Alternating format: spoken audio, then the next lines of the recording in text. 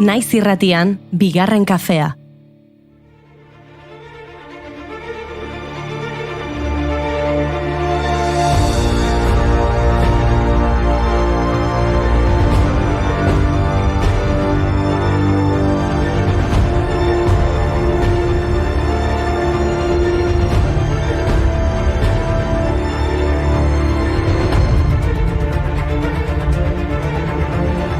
Arratsaldeon, entzuleok, arratsaldeon goiuri. Arratsaldeon, ostirala da mantalak etxero. Arratsaldeon, mai. Arratsaldeon bai, baino, barkatu baino, norbaitek ikusi du ekarri dudan kajoia? Ui, kajoi flamenkoa. Ez, kajoi flamenkoa, ez, kutxa handi bat. Atzo trasterora jetxi nintzen eta txikitan erabiltzen dituen gauzekin beteta dagoen kajoi bat hartu nun. Zure txikitako altxorrekin zeona. Eta irratira ekarri duzu, zertarako? Ideia bat neukalako, nik kajoiko objetuak banan atera eta zuek bakoitzarekin lotura bat bilatu gaurko sarrererako. Oh, eta galdu egin duzu. Orduan ez daukagu ezer sarrerarako, ez da? Ai, ama. Ez dakin non dago, baina zuk ez duzu ikusi kajoia, benetan. Lasai, mai, gogoratzen duzu zure txikitako objektu horiek zeintzuk ziren? Gutxi gora bera, bai. Venga, bas gaitezen, gero bilatuko dugu kajoia. Venga, bota lehenengoa, mai. Vale, kajoiaren tapaki bezala kolorezko kometa handi bat dago. Kometa bat. Oh. Egan, txistuka idean, erurdinean, txori gabean. Kometa bat? Badut lotura. Gaurko egunez hil zen Edmund Halley, geofisikaria, matematikaria eta meteorologoa. Bere omenez jarri zioten Halley izena kometa ospetsuari. Halley kometa ofizialki bat P Halley deitua epe laburreko kometa ezagunena da. Lurretik 75 eta edo 76 urtean behin ikusi daitekeena.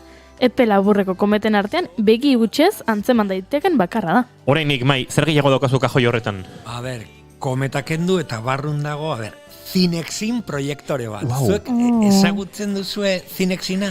Nik noizbait ikusi dut telebistan edo argazkitan, baina ez dut ezagutu umentzako proiektore hori. El proyector de bobina continua. Rápido, despacio, adelante, atrás, incluso para la imagen. Cinexin, muchas y divertidas películas. Cinexin, el cine sin fin.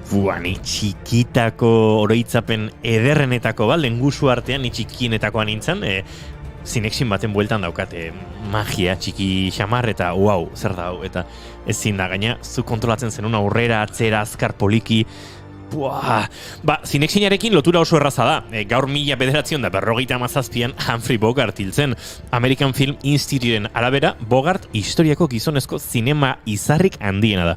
Pelikula oso ospetsuak egin zituen. Casablanca, The African Queen, Sabrina. Eta gainera gaurko egunez 1951an Faye Dunaway aktorea jaio zen. Bonnie and Clyde filmeko protagonista izan zen eta Oscar saritarako izendapena jaso zuen. Horrez gain, 70ko hamarkadan paper garrantzitsuenak egin zituen. The Thomas Crown Affair, 3 Days of the Condor, Little Big Man, Chinatown, Ace of Laura Mars, edo Network. Azken horretan parte hartzeagatik emakumezko aktore honenaren Oscarra jaso zuen. Ondo goaz, bikote, nire kajoian ere, egurrezko arkitektura tipiko horietako badauka, koloretako eta betiko arkitektura, zerbait okurritzen zaizu horrekin? Bai. Izan ere gaur, logikaren nazioarteko eguna da. Urtarriak 14 aukeratu zuten logika eguna ospatzeko Tarski eta Gödelen omenez. 1901 jaio zen Alfred Tarski eta 1978an hil zen Kurt Gödel. Biak matematikari eta logikan aditu handiak. Nik logika egunean galdu dut nire kajoia, eta hori ez dauka logikarik. Galdera bat, mai, zure kajoian badago zerbait ilogikoa aur baten kutxan egon behar ez lukeen zerbait? Seguro, baino, ez dakit, beida. Pauma baten luma handi bat.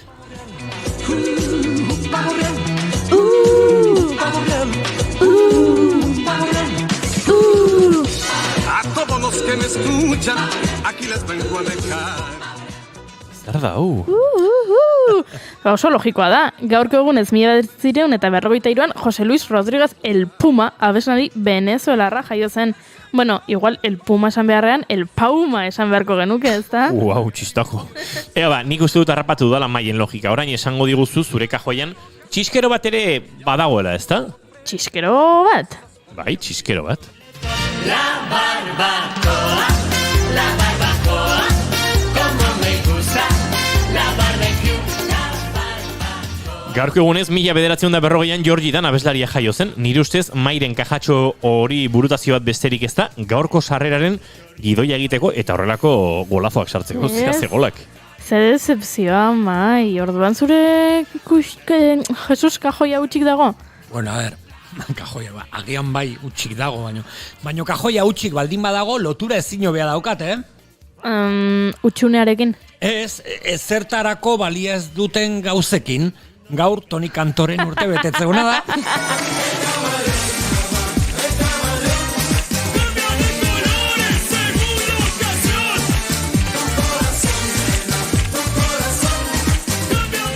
Ba, inoiz kolorez aldatu ez dutenak ere badira, esaterako Federica Montseny.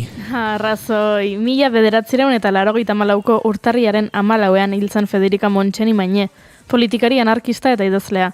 Labur jardun zuen politikan, baina proposamen oso interesgarriak egin zituen, tartean abortuaren lehen legea. Ia 50 eleberri labur argitaratu zituen, kutsu erromantiko sozialarekin, zehazki klase proletarioko emakumei zuzenduak.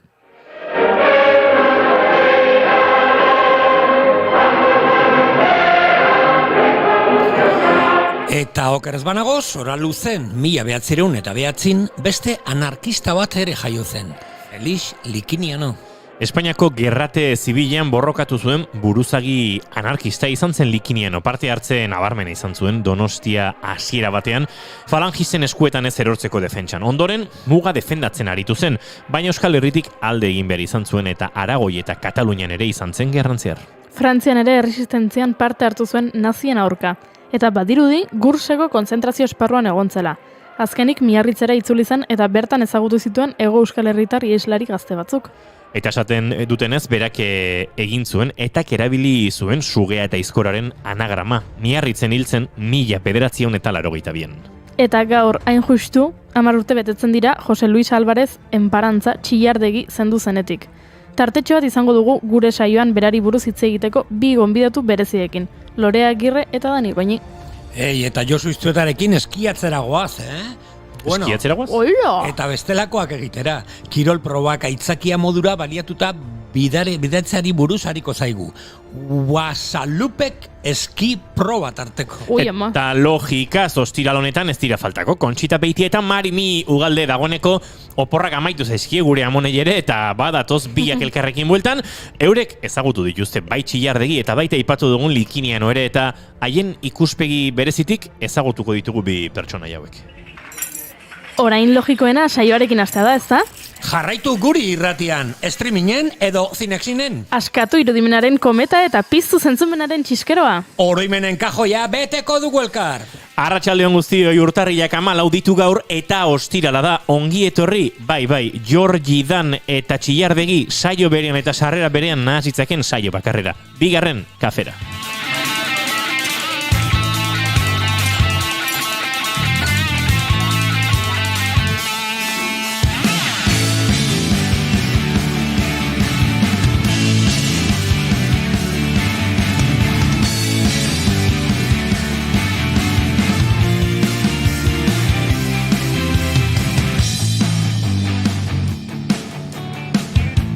Zuekin jaun Andreok Basalupeteko eski probaren 3. motoan, antxe Suedian gora eta bera elurrezko motoan da bilen Mai Gorostiaga Roseti. Mai, arratsaldeon! Arratsaldeon, ekipo hilea moztuta zehotza okan lepoan aldapa geisten ari gara eta gaur zorion du behar dugu bereziki Raimondas Rumsas, txirrindulari lituaniarra! Ez duzu sinistuko, Mai, baino ziklista nintzenean, behin baino gaitan esaten ziaten Rumsasen ibilkera nuela bizkiletan. Raimondas Rumsas. Nik ziklista izan nahi nuenean, Rumsas giroan tope zebilen.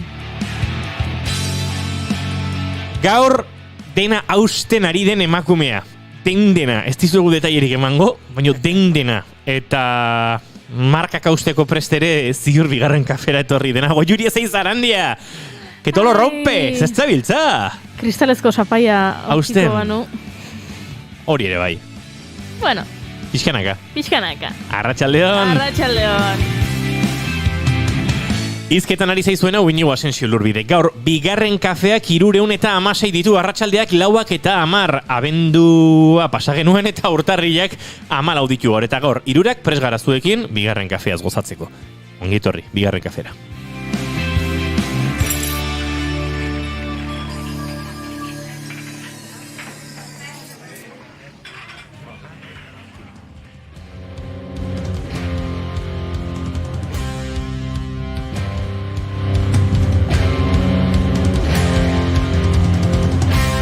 Eta gaur oso txillardegituta izango dugun, txillardegi giroan izango dugun saio honetan, egunkari ezkutua Zuraren diskoa, 2015ko diskoa bekarri nahi izan dugu gure Zerulurra kantuarekin abiatuko dugu gaurko saioa.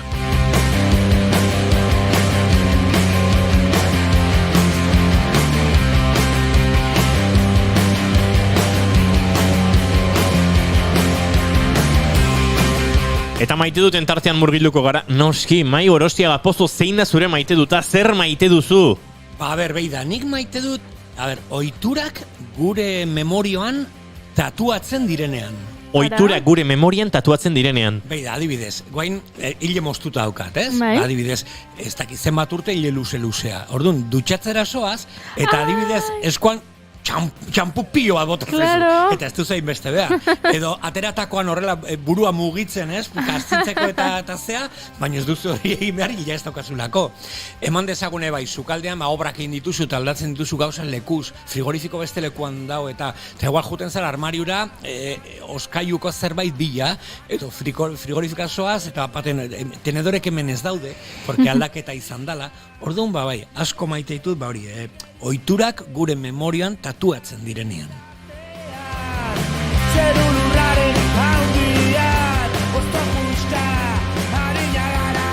Bazen kantu eder bat, tatuatu zenidan Zerua izenekoa, esango nuke...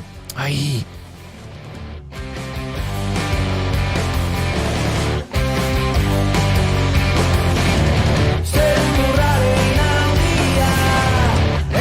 Joel Loreleiena. Gaztelupeko hotxak. Tatuatu zenidan Zerua, Gaztelupeko hotxak disketxea edo zigilua, baina Loreleien kantua da, ez da? Bai, Lorelei. Tatuatu zenidan... Bai. Baina tatuatu zenidan memorian hitz horrekin kanturen bat egiten badet mai zerbeza azurri zut, bale? Bale.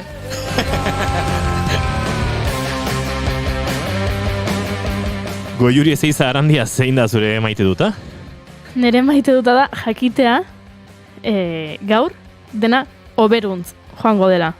Ze okerrera ezinezkoa da.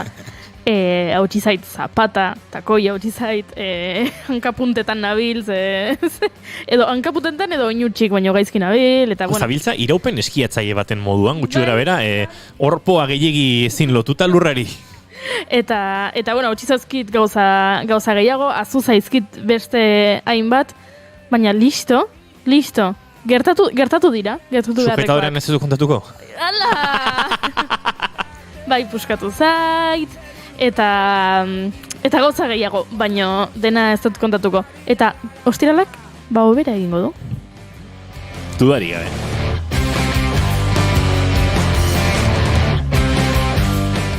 Nik ez daukat oso originala maite duta, baina ipatu dudan bezala flipatzen hau sarrera batean bigarren kafea abiatzea, hitz egiten El Pumataz, George Iranetaz, Toni Kantotaz, eta El Kamaleon, Kinafrikaren El Kamaleon, eta saioaren ardatza izatea geroxiago edo txillardegi, likiniano, uste ondo dagola, intensidadeari horrelako kontrapuntua jartzea, ez?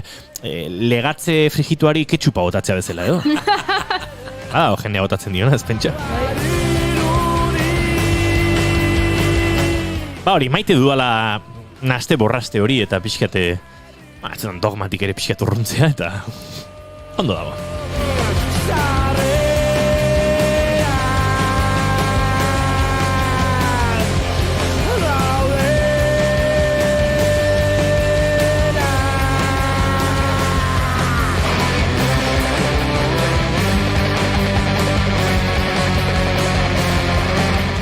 Josu iztu eta boligrafo bila joan zaigu, baina badator gure tokira, gainera, pentsa, Bastin Fundazioaren boligrafo hori oso egokia da horrelako eski proba erraldoi baten inguruan aritzeko, ze horri buruz ere aritu behar dugu, edo kirol erronkek bidaiatzeko ematen dituzen aitzakiei, edo batzuei behintzat eman dizkieten aitzakiei buruz, baina Josu iztu eta Arratsaldeon zein da zure maite dut, Ez dakit, justu iritsi naiz, pensatu gabe, txiladegi aipatu duzue, hori ezagutzeko aukera gertu xamarrateik izan nuen, beraz, txiladegiren personajea orokorrean hartuta, agian gauza batzuk ez zitzaizkian gustatuko, baina orokorrean bere garairako oso persona aurreratua eta interesgarria. Horrelaxe, abietuko dugu saioa. Atxaldeko 4:15 minutu naiz irratian zarete, bigarren kafean.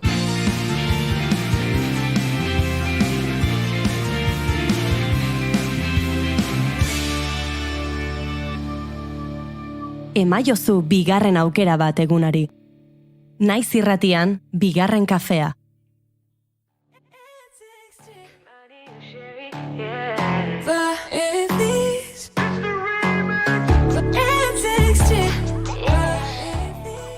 Josu iztuetarekin bidaiatu aurretik, eta niri berriro ahaztu aurretik, azken orduko bat daukagu zuei kontatzeko. I love working for Uncle Sam. I love working for Uncle Sam. Let me know just who I am. Let me know just who I am. 1, 2, 3. Neikfius! Hasi mugitzen gorputzak, Txupa, txusu. Neikfius, baina zein da Neikfiusa? Neikfius, gogoratu, hau gezurrutxa dela, horrek ez du esan nahi barrun egirik ez duenik. Iasko daude. Guazen akrostikoekin. ETB, EAB, ETB, EAB, ETB, Euskal Telebista, EAB, Euskal Aktoreen Batasuna. Neikfius. ETBek eta EABek akordio batera iritsi dira, eta hemendik aurrera ezinbestekoa izango da CrossFit titulua Euskal Aktoreen Batasunako kidea izateko. CrossFit titulu eukizia mai? Bai. Euskal Aktoreen Batasunak kiden helburu handienetako bat ETB-en lan egitea da, ez? Esan dezakegu aktorentzako lanpoltxa handiena ETB-en dagoela. Baina azken urteetan ETB-ko arpegi berri guztiak lehiaketa famatu batetik pasadira. Argi dago, arpegi berri haue, inoiz ez dira igo eszenatoki batera. Eta ez dira gai testu bat buruz ikasteko. Baina hortxe daude primetimeko programa guztietan. Badirudi ikastinetan jada ez direla baloratzen garai bateko habilidadeak, interpretazioa, gorputza adierazpena, abotsa, komunikatzeko gaitasuna, keba. Perfila aldatu da. Hori bai, ETB-en agertzen diren arpegi berri guztiak pasa dira leku konkretu batetik beraien astapenean. Gimnasio batetik, zehazki CrossFit gimnasio batetik. Benetan? Bukatu zen Stanislavski, akabo Grotowski, jaio da CrossFita konkiz. Julian Jantzi metodua! Beraz, aktoreak ezagutzen badituzue eta ETB-en lan egin nahi badute, esaiozue antzerki klasetatik ateratzeko lehenbailen eta CrossFit gimnasio batean apuntatzeko. Zeren ETB-ek eta EABek akordio batera iritsi dira eta hemendik aurrera ezinbestekoa izango da CrossFit titulua. Lan egiteko Euskal Telebistan. Eta egia, hala gezurra, begien artean sudurra. Badakizu zein diren ETB-en aktoren afaritan gehien eskatzen den jakia zein den? Ahate CrossFita. Eskerrik asko apuzela.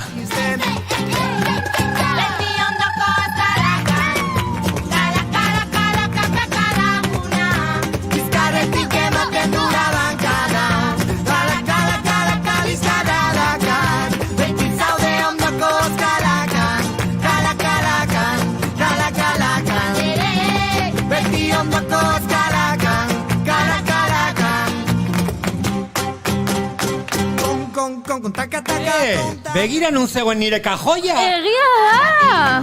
Lapurtu egin dute! Kontakizuna kontatzen,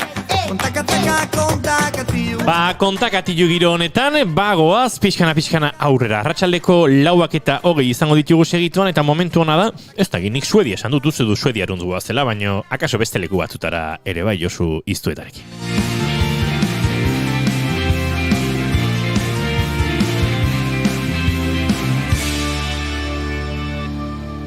Bigarrenak ez direlako beti okerragoak, bigarren kafea. Suediara goaz, Josu, edo ez gara Suediatik abiatuko, zein da plana? Bueno, ni lehenago galdera baten nahiko nikek. Ui. Baloa Pekinean eguko. Ez. Ez. Galdu Bai. zait aukera. Eta pena handia, ze, bueno, badauzka guain bat kirolari bertan sailkatuta, tartean oso gertukoa dugun, guk behintzat oso gertukoa dugun Imanol Rojo.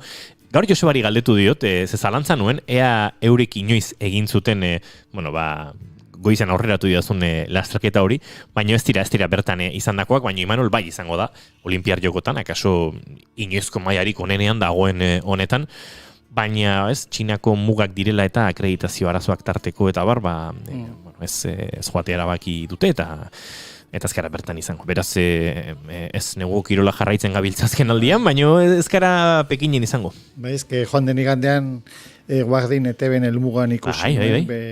Beste askoi buruz egindako reportaia, eta negu kiroletan Imanol egindakoa. Bai, Bastin Fundazioarekin hortan aritu gara, eta Imanol ez gain Peio Añarbe eta Alaia Juaristi ziren protagonistak, Joseba Rojore agertzen zen bertan, baina bai, urrengo igande honetan okerrez panaiz alpino eskiatzaileak izango dira, eta bueno, hortik aurrera bestelako kirolariak ere bai, baina ezin izango dugu beginen izan. Vale. Bueno. Bai, kirola berez praktikatzen den zerbait da, jarduera bada, kirolak balio du lehiatzeko, balio du osasuntsu egoteko, nire kasuan balio izan du jende ezagutzeko eta bazterrak ezagutzeko ere.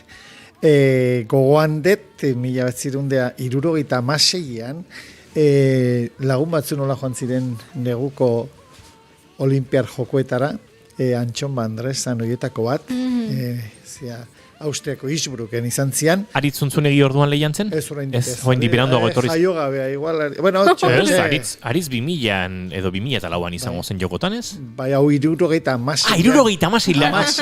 Wow! Bai, Innsbruck. Ostras, tokitan! Geolek plezite izan zen estatu batuetan, eta 84an Sarajevo izan zen. Da, Sarajevon bai izan ginela, furgoneta zar bat hartuta, Jugoslavia zena eta gerra lertu aurretik, niri gezurrezko iruditzi zitzaidan, Joko Olimpiko batzuk antolatzeko aukera zuen herrialde batek nola egingo zuen gerora okerrera, nola egingo zuen gero Balkanetako gerra tristeagetara, baina, askotan mundua horrela da, ez dezu zerbait espero, nunbait eta alako batean dan alertzen da.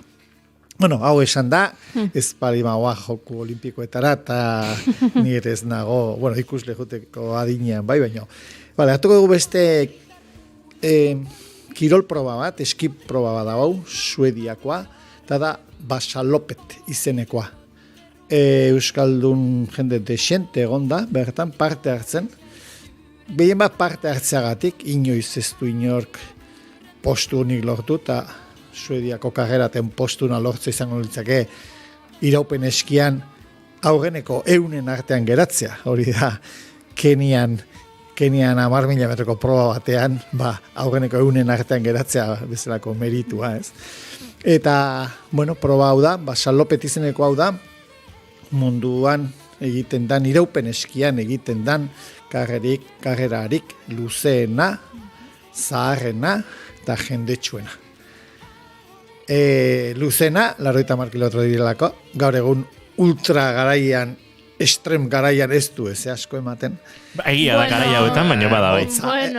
Erdi, esango lukete erdi ultra edo, erdia Ironmana, eta oin ja luzearekin konparatuta dana erdia delako. Eta zaharrena, justu aurtengo edizioan betetzen direlako 100 urte, lehen aldiz egin zutenetik, eta jendetsuena 16.000 lagun ateratzen direlako, naiz eta beste 20.000 lagun izena eman nahi, eta lortu ezinik ibili. Hori da, hemen gertatzen dana, azken urtetan, kebrantau ez, gero aipatuko dugu, baina zegama izkorri, ez daude erotuta hor ateratzen diren 500. Ez, atera nahi zuten 5.000. Erotut ez dut esango, baina, bai, puntu bat bai, Bai. Ez dira erotutako guztiak ateratzen diren guztiak ez daude erotuta. Baina, basalopet hau, karrera hau, gure artean nahiko entzutetsua da, segurasko ez da kalkulu bat egiten naiz, baina nik ezagutzen dudan jenderen artean, 50-60 lagun egon litezke Euskal Herrian probatan inoiz parte hartutakoak. 50-60 lagun historia guztien. Bai. Nik 30 bat ezautzen ditut, eta bizan litezke noski, beste ezagutzen ez dituzun. Gazteagoa direlako, edo nire iraupen eskitik urruti xamar egon naiz azken urtetan batez ere kompetiziotik eta hola. Bai, egon izan litezke 50 bat lagun. Historiare ederra du, ederra edo historia badu, ze horre Suedia oraindik estatu propioko herrialde etzeneko eta independentzia prozesuan eta ies egiteko bertako buruzagiak ibilitako metodoan oinarritutako lastraketa bada, Josu? Bai, nik etxeko lanak, ez dakite ondo egin dakatze ditu da, baina zue gala izate ditu ze, eta geogetik eunen batean datu okerren bat ingo, eta oimango eta zuzenduko jazue. Bai, basalopet eskiproba bat daño zerbait gehiago da nolabait Suediarrentzat beraien independentziaren sorrera edo markatzen duen data bat, ez? 1520an uste dut Suediar herrialdea, gaur egungo Eskandinaviako mugak burutik endu beharko ditugu, baina Daniaren eskuzegoen eta sarraskia handi batzuen ondoren, eta... Garai hartan, Tallinn bera ere, Estonia bera ere, Daniarren menpe zegoen. Alemaniarren menpe egonda, eta ondoren Daniarren menpe egontzen. Guk irudikatzen dugu Eskandinavia oso modu batea, azken egun urtetan. Oso goran, eta gero herrialde baltikoak beste modu batera. Baina Suedia sortzeko, 1520 azari gara, eta 1522an Gustav izeneko hau juntzan mora, hoi da, Dalarna bailarako herri batea eta saiatu zanan, olako altxamentun bat edo antolatzen da etzioten kaso hondirik egin da, abitu zan gaur egun Norvegialdera, izango litzake, mendebaldea di joan herrialdera, eta, iritzi zaldatu zuten, herriko bi eskilari bidali zituzten, Gustav horren atzetik, handi 80 kilometrora rapatu edo zuten eta iritzi aldaketa adierazi zioten, bueltatu morara eta antolatu zian ejertzitu bezala eta bi urte eta gehiagoko gerra baten ondoren, uste 1523an, ekainean edo, bera Gustav hau izan zen errege Suediako erreinu berri hortan. Hori ospatzen dute, beraz, ez dakit, guk ez daite Euskal Herrian esateran indoan, baina ez dut uste akontezimentu historiko batek olako kirol proba bat duenik. Eta, hori Suedian, eta ze kiroletan, iraupen eskian, hori da, kirol nazionala beraientzat, 4-5 hilabete lurretan pasako dituzte. Lehen 6, oain gutxixio. Izatez, lastraketaren palmaresari begira ere, 1922tik, urte izango dira, ez dakit suediarrak ez diren bospasi garaipen izan diren, daniarrenak kasu honetan, uste dut, baina ia gehienetan suediar garaia izaten dute ez. Haseran gero nik uste 1930an da kanpoko jende iristen hasi zenean, nigoatzen naiz, Jean-Pierre Pierrat izeneko frantses batek irabazizula, eta frantses batek Eskandinavian karrera bat irabaztea zen. Iruita emezortzian. Iruita emezortzia zen, eta gero izan dira ez, Letoniarrak, Errusiarrak, Norvegiarrak ere Finlandiarrak, beregientzat Suediak antolatzen zen noski suediar batek irabaztea, gizonezkoetan da, emakumezkoetan litzateke, zari kontira. Eta hau dana zertarako aipatzen ari gea, olako gauzak, olako kirol probak, urruti daudenak, batzutan leku esotikoetan, beste batzu, gertu xamarrekoak ere asko, kirol proba asko dia meritun arabera lortzen direnak, ez? Joko olimpikoetara ez da juten. Nik kapritxo daukat, Pekina juteko. Nik, ez dakit, Sydney juteko gogoa daukazen, beti nit ilusioa munduaren bestaldean konpetitzeak. Justu, eliteko kirolaria, arau batzun arabera, eta sailkapen kanporaketatzun arabera antolatzen dira, eta beste batzuk popularra dianak dira, holaxe, hango jende asko, eta gu bezalako txoro batzun artean osatzen dira 16 milioik. Eta horiek beti izan dira, eta Euskal Herrian bereziki, aitzakia edo arrazoia ere, bai, askotan ez, aitzakia, igual jungo geha, eta ben junezkeo, igual, haren aitzakin, beste gauza batzu prestatu. Behobia bezala, behobia berez jai handi bada, baina behobian aitzakian jende asko egiten du kirola, laguna jetea mantentzen du, beste karrera txiki batea juten da, beste dana lotuta dagoela. Pintxo asko saltzen dira. Eta turraren aitzakian, hartu denak eta furgoneta, eta ez dakit ze esango nuke, Pirineoak, luzeak dira, baina Pirineen ezagutza bat badela mendizaletasunetik, beste bat eskizaletasunetik, da batzutan biak nasuta izango dira, baina ziur badagoela Euskal Herrian Pirineo ezagutza ziklismo zentrista duenik ere. Turreko etapak ikustea joatetik ezagutzen duena, batez ere, Frantziarre aldean dagoen Pirineo hori, bertara joan eta etorri. Eta hori ikusle bezala, eta partaide bezala, turra korritzeko maila altua behar da, baina bertan inguru hortan ospatzen den kebrantau esosek zen olako sona daukan. 8.000-10.000 lagun ateratzen dira, beste hainbeste baino gehiago izena eman nahi eta kanpoan geratzen direna dira, beraz, kebrantau esos ziklismoari izango litzateke basalopet eskiari dan zozer. Osea, nola bait. Ez dakit, konparazioa balio duten, gero badaude beste gauza askore bai, baina bantzeko zoze izango litzateke. Da hor ulertzen da, guzti hau da, herrialde, gubezelako herrialde aberats baten, guk idea bateuk jungo nintzateke da, igual jungo geha, eta horrena da guazen, ez da. Horrena da guazen. Eta hori da, gubezelako lehen mundukoen, jarduna. Ni hemen ari naiz, Basa Lopetera itzuliz irabazleen zerrenda ikusten, eta asko harritu nago gauza batek. Lehenengo irabazleak, Ernst Alm, beak 7 ordu, 32 minutu eta 59 segundutan egin zuen ibilbidea. Eta 2021ko irabazleak, Tortz Asle Gerdalen, 3 ordu, 28 minutu eta 16 segundu.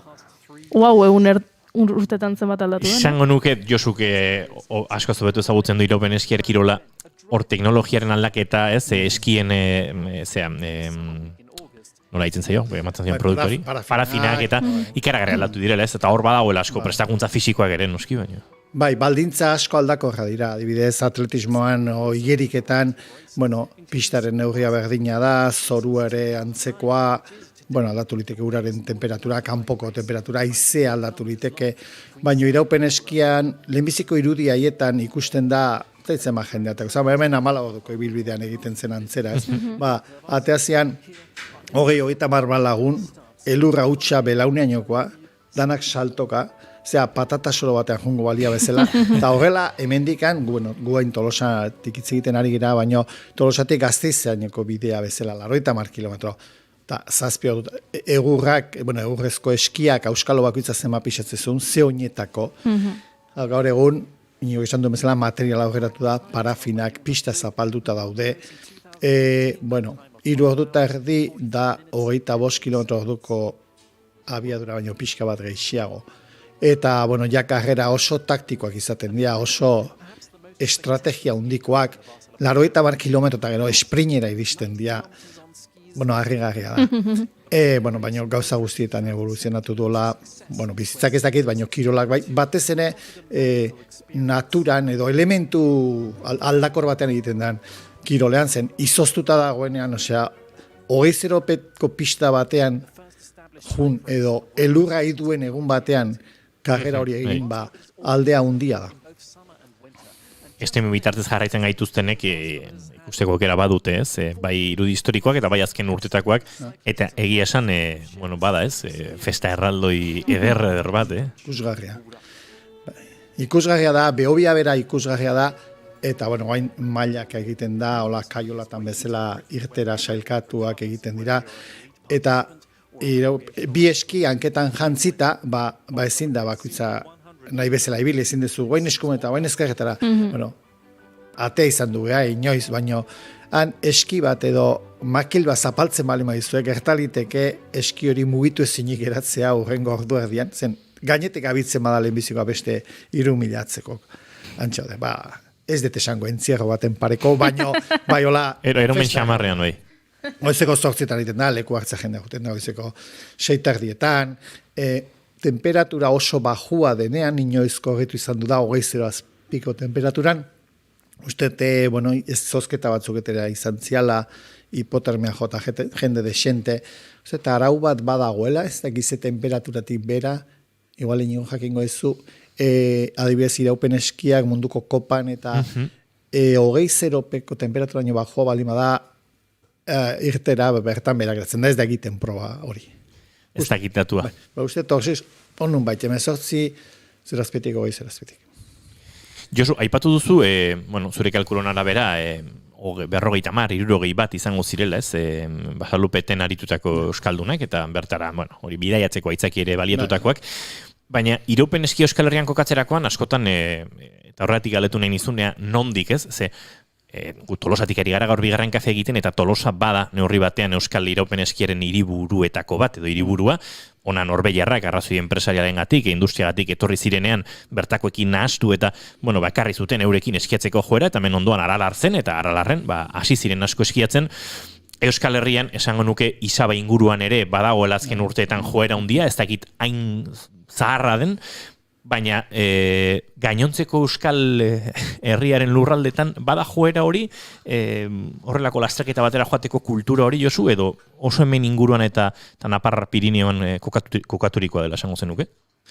Bai, kirol baten barruan egiten dan, kirol instalazio baten barruan egiten dan kirola noski frontoi badago hauzen lekutan, jokatu liteke pilotan, baino iraupen eskiak eskatzen du elurra, eta elurra garai batean geixia oitezu noain baino, Aralar geneukan gu gertu, batzen lehenbiziko iraupen eski ikastaroak belagoan 75an 16an eman genituela, Tolosar, Irundar eta Errenderiko batzun artean, bertan zaletasuna handia sortu zen, baino Isabra jendea juten da, baino Isaban ez dago jende asko bertan.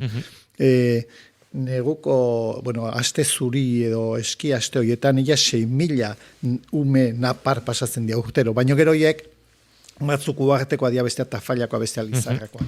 Gure kasuan, elurra urrutixo daukagu, baina, lehen autobusa behartzan ara joateko, baina gero eta jende gehiago dauka, edo apartamentuan nunbaite daukana, edo autokarabara daukana, edo gurasoa furgoneta daukate, iraupen eskilaria izateko, eta Imanolen kasua da, oinguruan daukazu eramango zaituen jendea, edo gurasoak mutzatzen zaituzte, edo bestela zeinik ez daukazu, ez? Imanolen kasuan gurasoak bai, onartu barra daukagu, Nairobitarra ere erabilizutela, garai baten eurek eskiatzera juteko, errupiska bat bazen uten horra itzindari izan zinetenok. Bai, nik uste Tolosako kasuan ez, baina, Tolosatasuna, Tolosatarkeria, edo kendu nahian, transmisio kateak oso ondo funtzionatu, ez? Belaunaldi bakutzak izan ditu segidakoak, eta arek segidakoak, eta egon dira Gipuzkoan bertan, ez?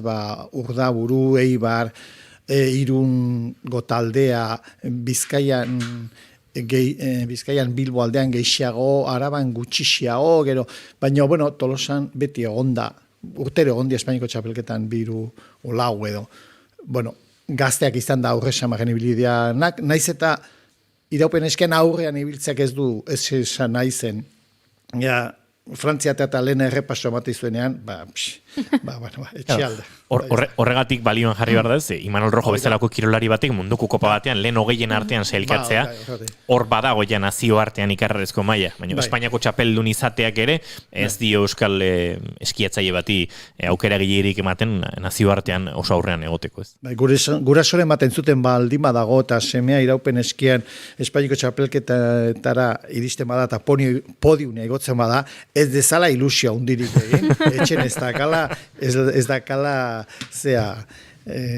goi mailako kirolaria. Euki dezala ume zoriontsu bat, baina goi mailako kirolaria daukanik ez dezala pentsa. Frustrazio bidea delako. Aizu Josu, ez zait oso argi geratu eta berriro galetu behar izut. Aipatu duzu, ez Isaba inguru hortan ikastaroak egiten zirela, joaten zineten amendik, eskia bertan bazegoen edo norbeiarrek ekarritako joera hortatik iritsi da ara? Iruñean bazeon beste nukleo txiki bat, Club Deportivo Navarra, bazeuden diru pixkatekin kandantxura eta joan izan duzirenak, eontzan belaguan irurogeita margarren amarkadan, eskiestazio baten proiektua hango belaguako, Rincón de Belaguako hartan, txamantxoian da eskiestazio bat, 10.000 lagunentzatan urbanizazio bat egin nahi izan duzan, da kampaina bat egin zan Salvemos Belagua izenekoa, ez duzte gogorateko, baina nik uste Euskal Herrian lehenbiziko ingurumen ekologismoarekin lotutako lehenbiziko borroka izan zela, Salvemos Belagua, zain dezagun Belagua. Eta, ura bertan bera geratu zen, eta oain iraupen eskiako pistak egin direnean, Belaguako aterpea baino gorazio, kontiendan da ferialean daula, lanpostu asko sortu dira, Isaban, neguero, 60 bat lagun, 60 bat monitore, gehi eskiak alokatzen dituztenak, gehi ostatuetan, Erronkari bailaran eskiak, Erronkariko bailarako ekonomian eskiak garrantzi desentea dauka, bai, handia.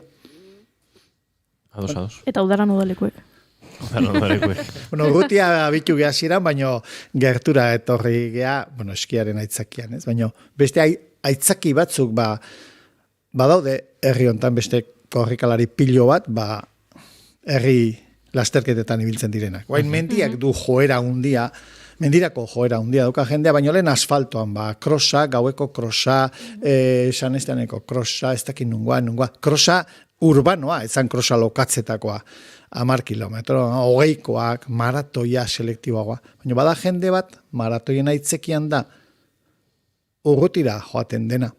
Jende asko dago, Behobian adibidez, Katalunia aldetik, Frantziatik etotzen dena, izen ematen dutenen artean, Kataluniatik igual 3.000 laun etorriko dira, o 2.000 eta pik. Orokorrean, asfaltuzko lasterketa herriko jaundi xamarretan, Donostiako maratoian, Bilboko gaueko maratoian, horrelako lasterketetan, Kataluniaren presentzia, esango nuke, Euskaldunenaren ostean, estatu maila behintzat handiena izaten dela, baino alde handiarekin, bai. Nork ez du lagun bat, ez dakit, Valentziako maratoia joteko gehatu geha, eta Sevillara jungo geha, edo Barcelonara, edo Londresera, edo Berlina, edo Nueva Yorkera. Lagun bateko horretu behar du, eta gehatu geha, familia, jungo da bertara aitatxo edo amatxo ikustea, edo dena delako. Lehen esan duguna, hori gu bezalako kukorri egiten dugu bestela lanen ekatzez galako. Beste jende batek ez du horlako lekutara juteko aukerarik. Lehengoan, zuen helmuga programa horretan bertan kontatu zuten Euskadiko marka honena lortu duen marrokiar baten historia. Marroko zen jaio, autobus azpian etorri, izkutuan ibili, bizimodua zaila izango horra, okerra ere bai, zuzendu, eta oain, uste Espainiko maratoi markarik, estatuko marka honena daukala, eta, pentsa, harentzat korrigitea ez dela gu bezalako kapritxoso batentzat dena. Hasan Bu Ami Benaki, esango nuke dala izen osoa. Izena ez gogoan, baina oso modu politean kontatzen zuen bere bizimoduaren berri. Guaigia, junintzan area, marateako ez, junintzan area fondoko kagera batea. Bizikletan egiten dela marmot alpetan.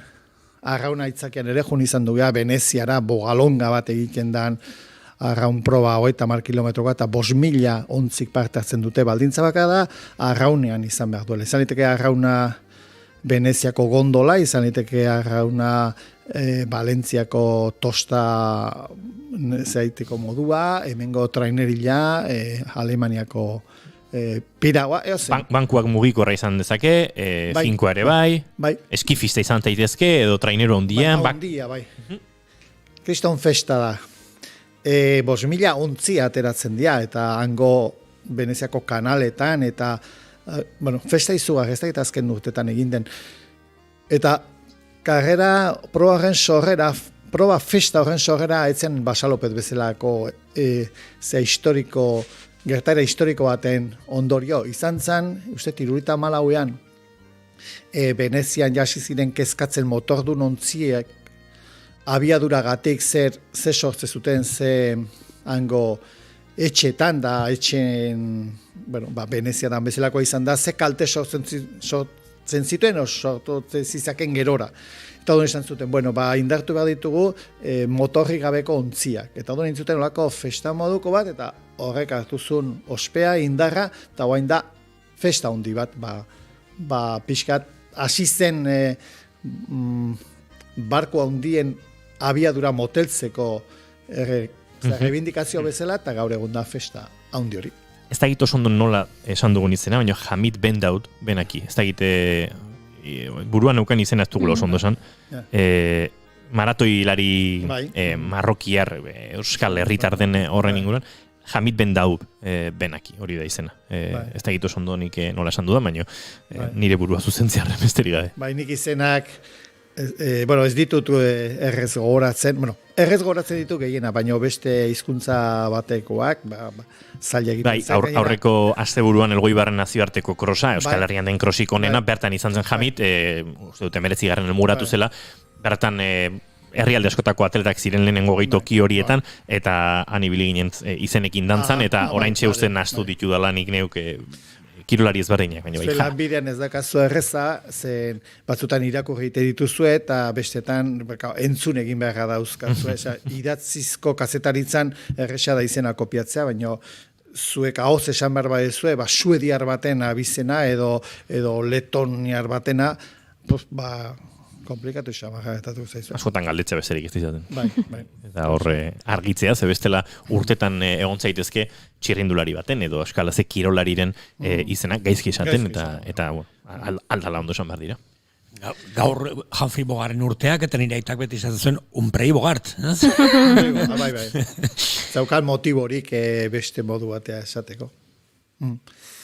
Beste, patu ditugu, eskia edo bizikleta, edo zer gehiago, arrauna edo korri. Korrikakoa da beste bat, lehen aipatu ditugu munduko hainbat maratoi badirela, hainbat jenderentzat aitzaki, eta badago beste maratoi historiko bat, maratoi batalla edo gerratea izan zen lekutik, Atenasetik 100 kilometrotara zegoen, usteet Kristo aurretik 500 urte lehenago edo izan zela, eta han kontatzen da historia hori, batalla hori irabazita gero, juntzan arma eta guztia hartuta bat korrika Atenasea abixatzea irabazin zutela, ez? Uste Filipides zala, ez? Uste buruzari naiz.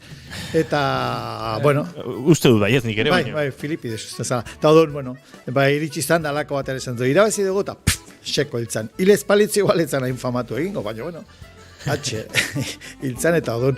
Bere omenez, Joko Olimpikoetan, 1882ko lehen Joko Olimpikoetan, erabaki zan maratoi proba egitarauan sartzea. Eta, bada karrera berezi bat, maraton izeneko herri batean abiatzen dira, eta gero Atenaseko estadio olimpikoan bukatzen da. Guino izan pasaeran tokatu ginean, Egipto biden, da esan genuen, hau alda benetako marateo, izena eman genuen da. Han, abitu ginean korrika, beste askoren artean. Ez dia kirol maila altuko lasterketak. Dia jende esotikoz betetako probak, ez? Eta gu pasaera ginean ez ginen propio jun, baina ezagutzen dut jendea, maratoilari jendea, koekalari jendea, bebizitzan hori behin einaiko lukena.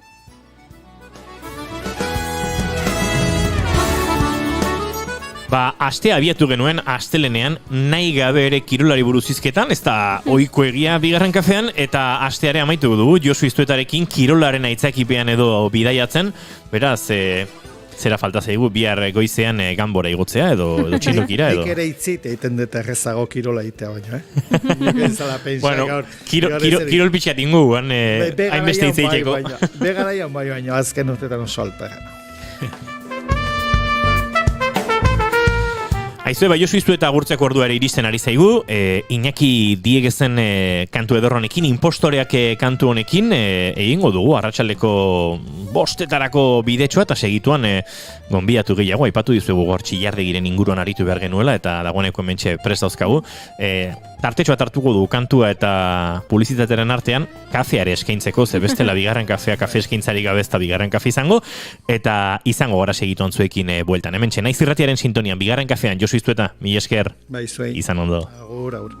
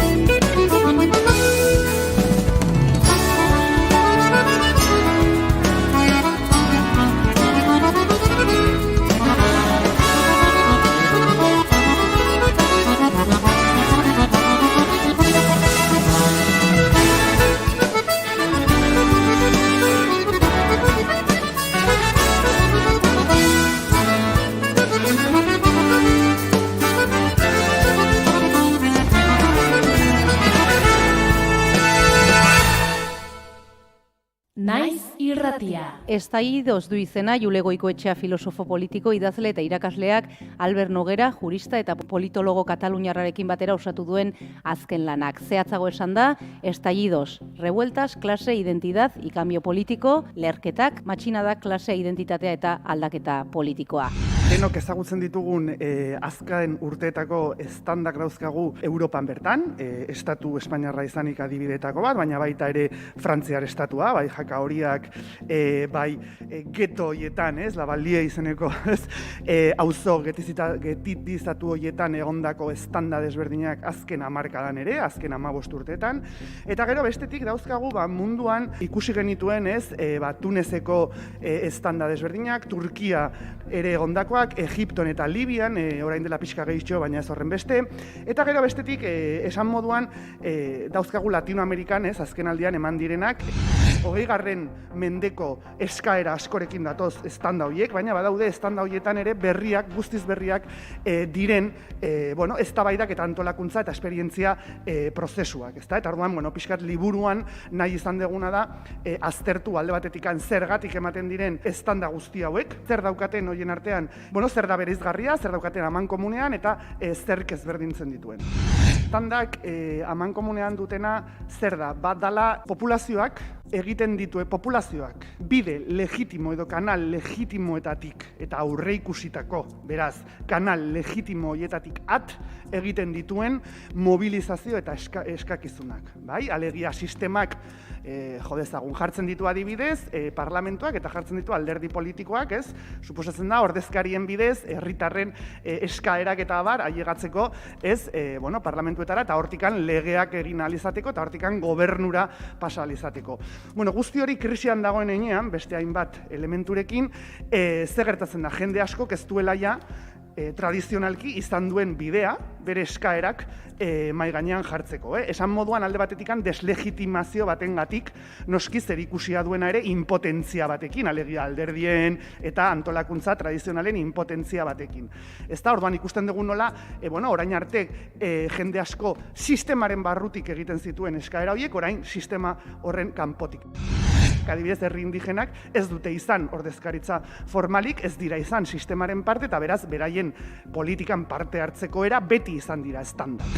Orain ikusten duguna da, bat egiten dutela, bai kanpoan egon direnak orain arte, bai barruan egon direnak, kanalik edo biderik gabe geratu diren hoien, bateratze bat. Bateratze bat, ez du esan nahi estanda guztiak berdina direla, baina bai esan nahi da, kaleetan aurkitzen dituzula bai alde batetikan indigenak eta tradizionalki ahotsik izan ez duten hoiek, adibidez afroamerikarrak ere estatu batuetan, gehi orain arte bideak bazituztenak eta orain dela ja hamarkada bat, bi hamarkada, bide hoiek gabe geratzen ari diren hoiek, ezta? Eta orduan hor, ikusten dugu betiko baztertuak, gehi berriro ere, ez? Parte edo askotan klase ertain hori deitu izan dena, ez? Azkenean langile klasearen parte bat den hori, ere kaleak hartzen berriro ere bere orain arteko elementuak edo mekanismoak protesta egiteko funtzionatzen ez dute.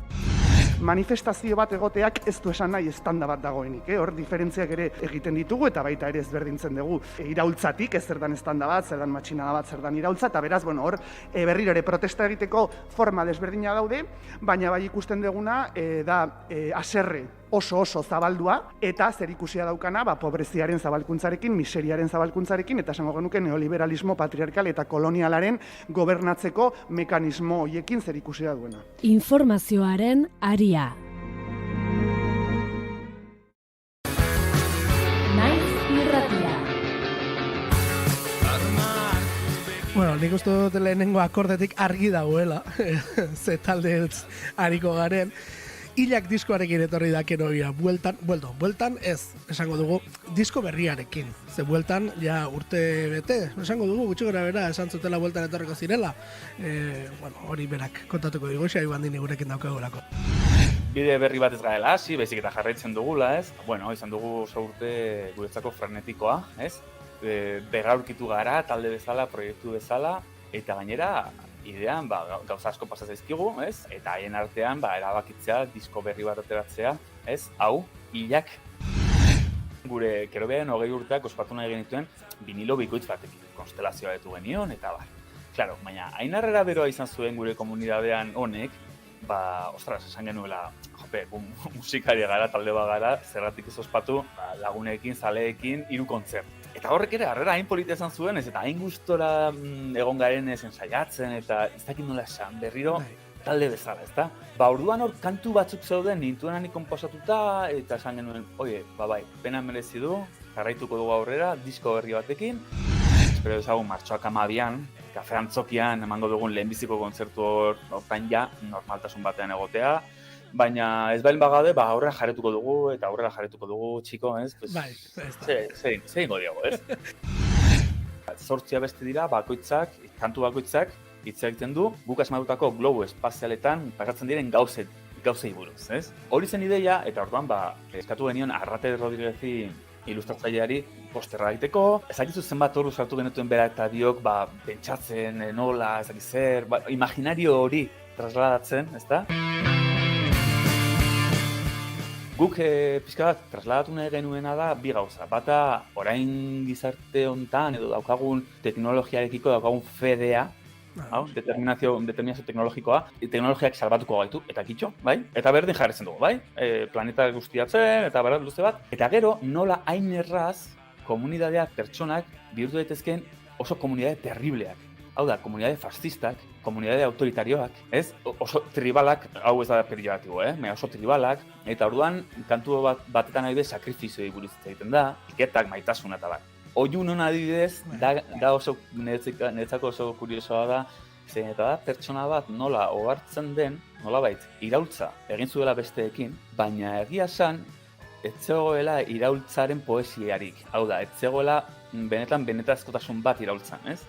Eta horren nola batean hori bihurtzen den, askatasuna beldurra da, samurtasuna konfunditzen da ekidistantziarekin, eta abar luze bat, ez? Eta nola gutxinaka, eta nik uste orain ere pasatzen dela, nahazten joaten garen, azkenean, zuk esan duzun bezala gure arropak, gure estetika honek, badauka toke fascistoide bat. Eta precisamente da, pizkatxo bat bultzatzeko hortara, ez? Nola imaginatzen dugu gure burua, egoera olako batean, Europa satelitean eskegita gauden komunidade batean, eta gerota autoritarioagoak gara, intoleranteagoak, gerota nola izateko komila artean, atzeruntz joaten garen zibilizazioan. Komilan diot, ez dagoelako bate behargi aurrela goazen. Hori da. Musikaria, astelenetik ostiralera, goizeko 10:00 12:00.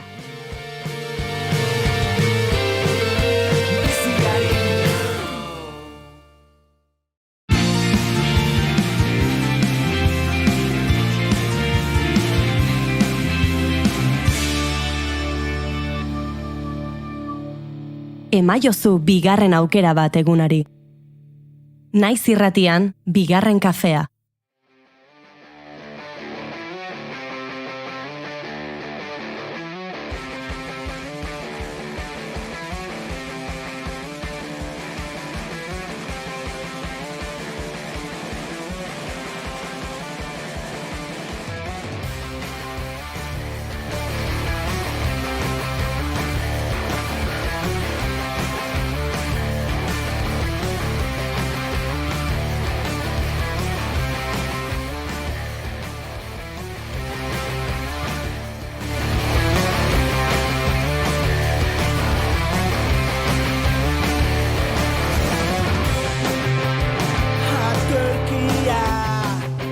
Lore Agirre eta Dani Oini dagoeneko eserita dauzkagu gurean, baina ohar bat jakinarazi berri zugu, astea hasi genuen Keiaren, Ane Arrutiren proiektu berriaren lehen diskoaren aurrerapen kantua aurkezten, eta esanez ostiralean diskoaren estreineko kontzertua izango zutela, hain zuzen ere, gaur barkatu, oso Tolosa zentrista gaude, baina Tolosan bonberenean izan bartzuten, baina kontzertua bertan bera geratu da. Bai, ze gertatu ote da...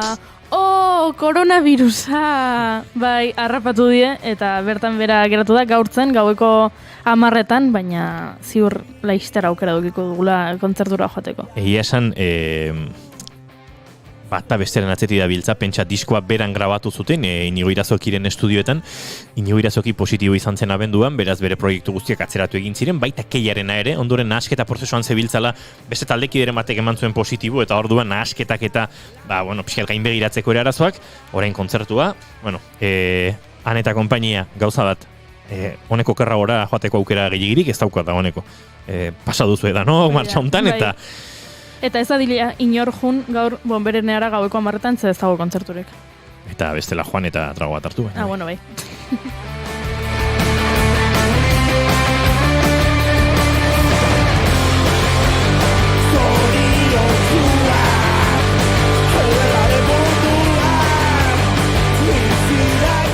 Arratsaleko 5 eta 2 minutu eta orain bai, Goiuri goizean saio hasieran esan dugun bezala Txillardegiri buruz aritu behar dugu, gure hurrengo bi gonbidatuekin.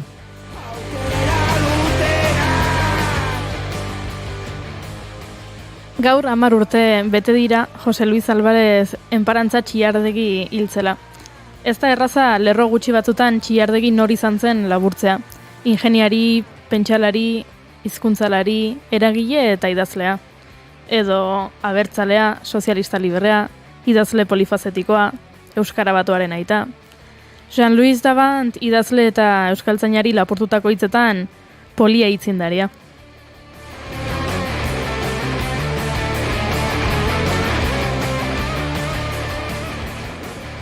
Jone Forkada bere emaztaren arabera eta 55 urte elkarrekin bizi ondoren berak esandakoaz fida gintezkela uste dut. Borondate hutsa eta emana, oso erromantikoa eta apasionatua. Azken momentura arte bere ideiak aurrera eramateko prest zegoen gizona.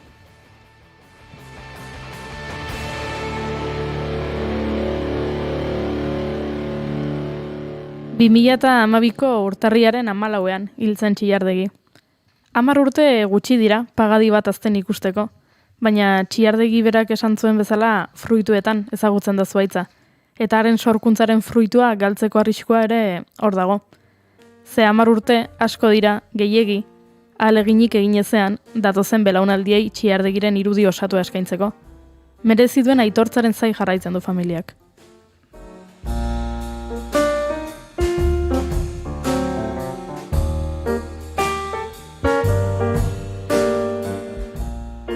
Txiardegiren heriotzaren lehen urteurrenean sortu zuten Donostian Txiardegi udal liburutegia herri ekimena.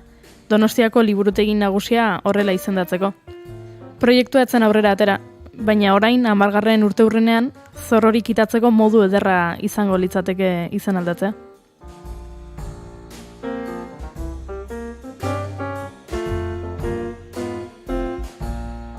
Baina pertsona bat omentzeko era asko da, eta are gehiago herri honengatik hainbeste egin zuenarentzat. Horregatik, ekitaldiz beteriko astea antolatu dute. Bihar izango da heriotzaren urteurreneko ekitaldi nagusia, 12etan Txiardegi plazan. Hasteko, horma irudi berritua inauguratuko dute, eta ondoren txiarrak landatuko dituzte. Txalaparta, dantza eta bertsoak ez dira faltako.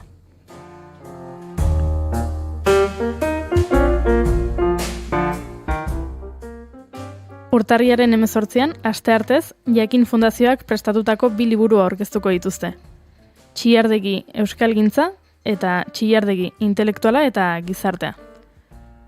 Ospakizunak 2022an zehar luzatuko dira, erakusketa eta mintegiekin. Ekimen andana, itzalandiko gizonak itzaletan jarrai ez dezan. Horregatik, honen guztiaren arira, Lorea Agirre eta Dani Goñi gonbidatu ditugu gurera. Arratsaldeon bikotetan gitorri. Arratsaldeon. Arratsaldeon, bai. Kafea hona zegoen bintzatu? Bai, goxoa. Txukun xamar. Horrela eizna eta adi mantentzen gari. Galdera bientzat. Nola iritsi zen Txiardegi zuen bizitzatara? Zuen lehen oroitzapena? Zein da? Nire lehen oroitzapena, gaina ez dakit oso seguru, Txiardegiren izenarekin edo banik 17-18 urte nituela, agenda usarta bertzan zen ere hizkuntza gaitasuna nahiko urria zen, Donostiarra naiz, txikitan ibili nintzen, aurreik eskola ikastola horietan, andereño batekin, eta baina gero erderaz ikasi nuen, frailetan, eta etxean euskera egiten genuen arren, ere gurasoen hizkuntza mailatzen ere oso aberatsa, eta baina bai pasaziratela, bai ikastolan lehenengo urte haietan, eta gero etxean, bai jaso nula abertzaletasuna, euskaltzaletasuna, eta orduan gau eskolak, orduan azten ziren, eta irakaslerik ez, Donostian, edo norron hartzeko prest zeuden, eta alfabetatze ikastaro azkar bat egin, eta antxe ezautun, euskera batu azertan den, larresoro gisa duzete zeinatzen zuela orduan, eta gero ja harreman zuzena ikasketak, pedagogia ikasten ari nintzela, Zorroagan. Han eukin nuen irakasle, eta orduan bai ezagutu nuen Txiardegi. Nik ezagutu idazle bezala. Ikastola, nik uste dute orduko BUP edo KOUBEN edo Elsa Estxelen irakurri genuela, eta asko gustatu zitzaigun, ez? Abortatzera dijoan emakume horrena, eta Txiardegi idazlea, ez? Eta gero unibertsitatean kazetaritza ikasten Euskal Hedabideen gaineko lan bat egin bar genula eta ez da gizer, eta Txiardegiri deitu nio elkarrizketa bat egiteko. Eta gatu gina, Donostiko Londres hotelean, eta etzen agertu. Eta gero, goratzen naiz Euskaldun egunkaria sortu zenean, hau da, 1980ko abenduaren 5ean, erredaziora etorri zela gabeko 11etan txampain kaja batekin, eta basoekin. Eta, Txiardegi, eta gainaz, lehenengo egunkari benetako egiten genula, baina ez genuen alako sensazioa historia egiten aigea, edo ez? Durea zan, gehiago, ostra, eta bihar berriz, hau zeizan bardu. Egunerokoak ezin hausnartzeko denbora oso gazte ginean, egunkari bat, euskeraz, ez da beha etorri zan, behantzako zan, hau historikoa da, ez da izeta gu, bale? Eta txampaina ekarri zegula. Eta, nik gero ez behakin hola igual inun tokatu taldean edo bere hitzaldiren bat edo zerbait, baina harreman zuzenik ez dute izan. Gehiago bera irakurri eta bere belaunaldiko, jakinen inguruko jendearekin eta hortik iritsi zait nahi gehiago.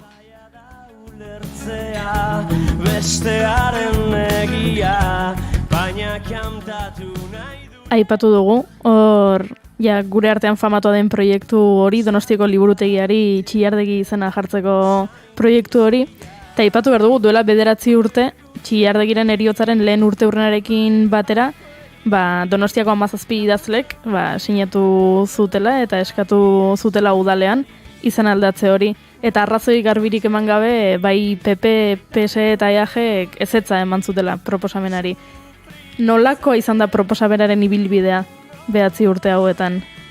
Egia da, lehenengo urte hartan, hasiera batean, zen orduan bageran ari nintzen, eta ez lanean, voluntario gisa, baina ez dakit orduan zuzendaritza taldean edo, eta gurekin jarri ziren harremanetan, bagera Euskaltzaren elkarte gisa, babesteko eta ekimena.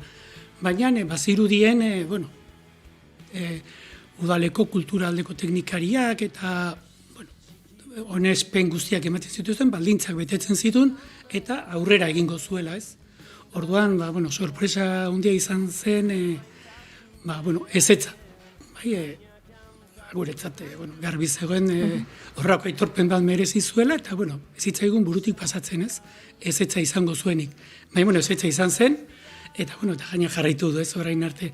Orduan, horren ondoren sortu genuen eta elkartea Txillardegi liburutegi errekimena, horri jarraipena egiteko, ez bakarrik batetik liburutegiaren izena aldarrikatzeko, baina baita ere bide batez, Donostian eta Donostiatik kanpo Txillardegiren lana, ekarpena, azaltzeko, erakusteko, ez da dingaldu, izenak ez daudenean, desagertu egiten da, ez gure memoriatik, ez. Jendeak Koldo Mitxelena jakingo duz nor zen, jende asko kagian ez, baina Koldo Mitxelena liburutegira doanean, agian pentsatu eta nor rote zen, ez? Edo begiratuko du, eta ez badago, zur biletik ez bazaizu iristen, galdu iten da, ez? Eta, pixkat bi helburu horiekin, lehenengoa, hor eustea, aldarrikapetze hori, jartzea izena liburutegiari, baina ahaztu gabe eta ez bigarren mailan bestea ere bai ez da. Eta horretik ibili izan gera herri desberdinetan, eta antolatu izan ditugu, hitzaldiak, Eltsaselenen irakurketak, eta erakusketak.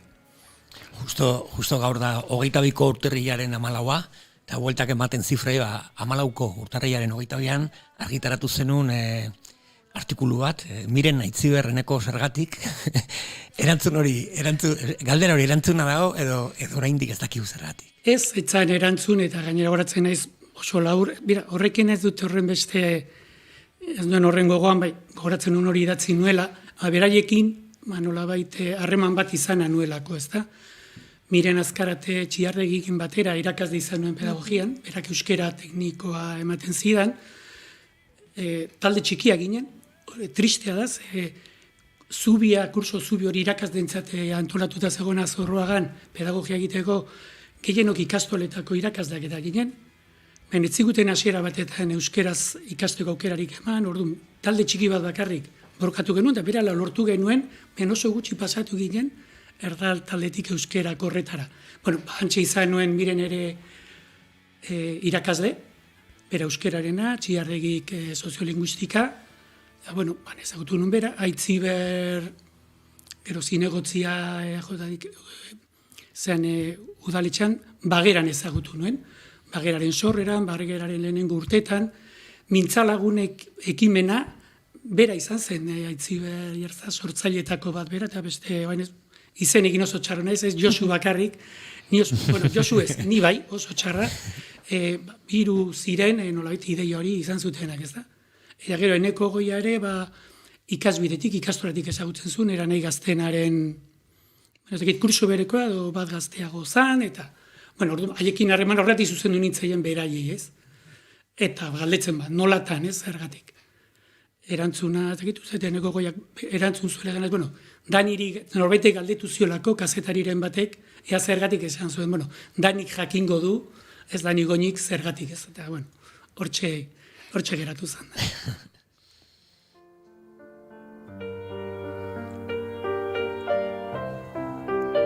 Aipatu duzu Koldo Mitxelena eta izenaren garrantzia, eta Amaiko izentzuk aipatu didazu izenekin badagoela naste borraste bat. Bai, irakurri dut nunbait artikulu batean, uste Txiardin alabak, atzo komentatu zuen, oraindik ikasle asko konfunditzen dute Txiardin eta Txillida, galdetzerakoan zen Txiardin, ez dakit, eskultoren bat, edo aipatzen dute horrelako. Bai, nik uste dute ez Txiardegiren kasuan bakarrik, baina euskal kulturaren eta euskal kultura modernoa, esango dugu gerra ondoko gaur egun artekoa, eta atzekoa zer esanik ez, baina esango dugu orain arte, gaur arte ekarri gaitun kultura, pentsamendu, ekintza, horren transmisioan oso gaizki gabiltzala. Eta nahikoa dela belaunaldi bat edo gutxiago, ez ezagutzeko, nordan Txiardegi edo nordan Josia Zormendi Torrealdai berdin dite, hiru hauek aipatzen ditut, baina aipatu ditzazket askoz gehiago, ez? Eta ez da holako transmisio biderik, eta transmisio bide diren egitura edo erakunde ohikoak, hezkuntza sistema edo kultur sistema edo, ez?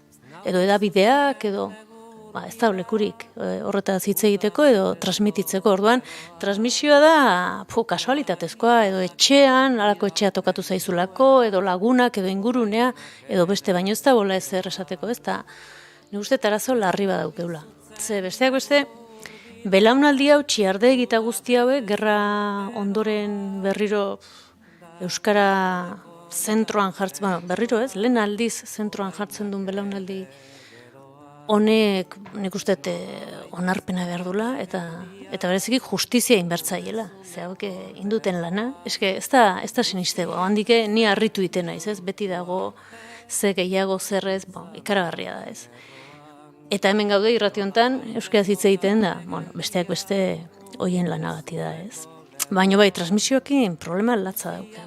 Eta hori da, eskultore bat, edo ez da zer da.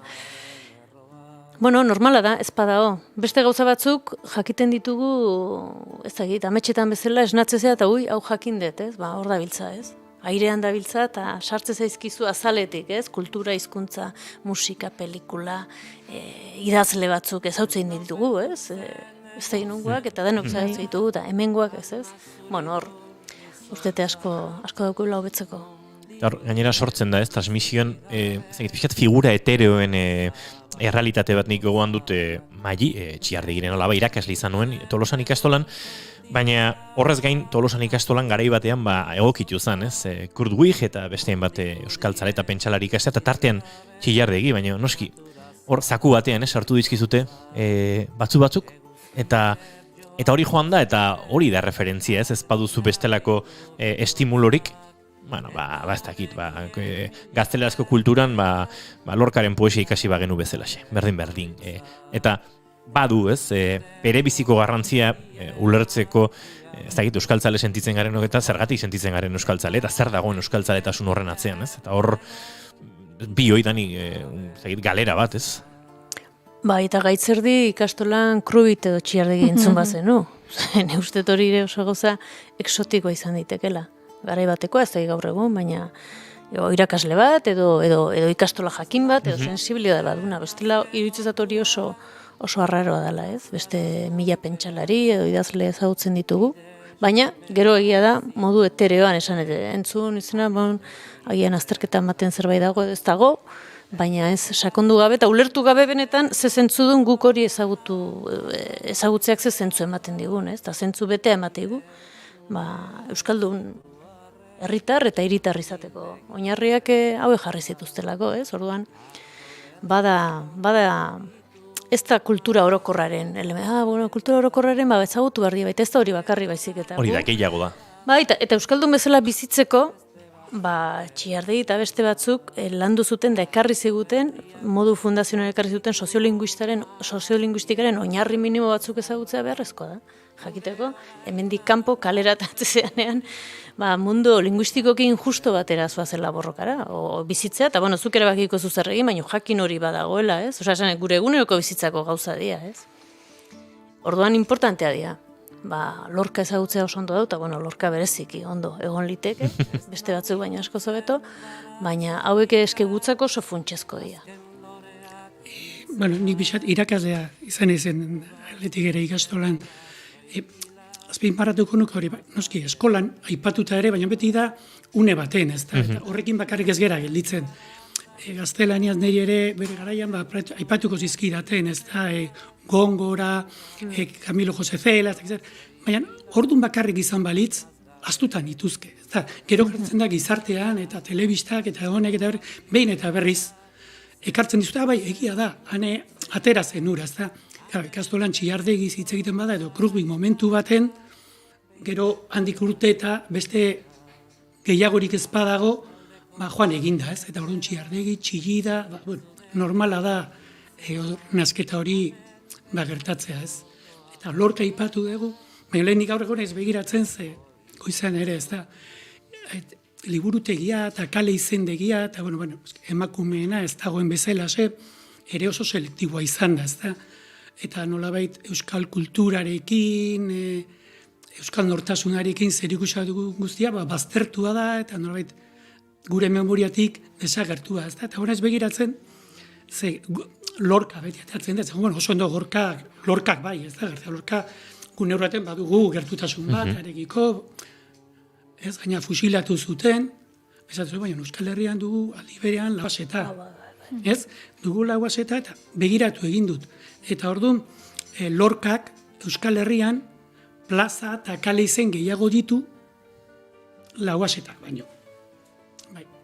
Eta, lauazeta gurea da, bestea, ondo. Eta kale asko da Euskal Herrian. Lorca ontzat ematen dugu, baina hau da, Lorca batek ere baztertzen du lauazeta. Eta gurea dena, ez? Orduan.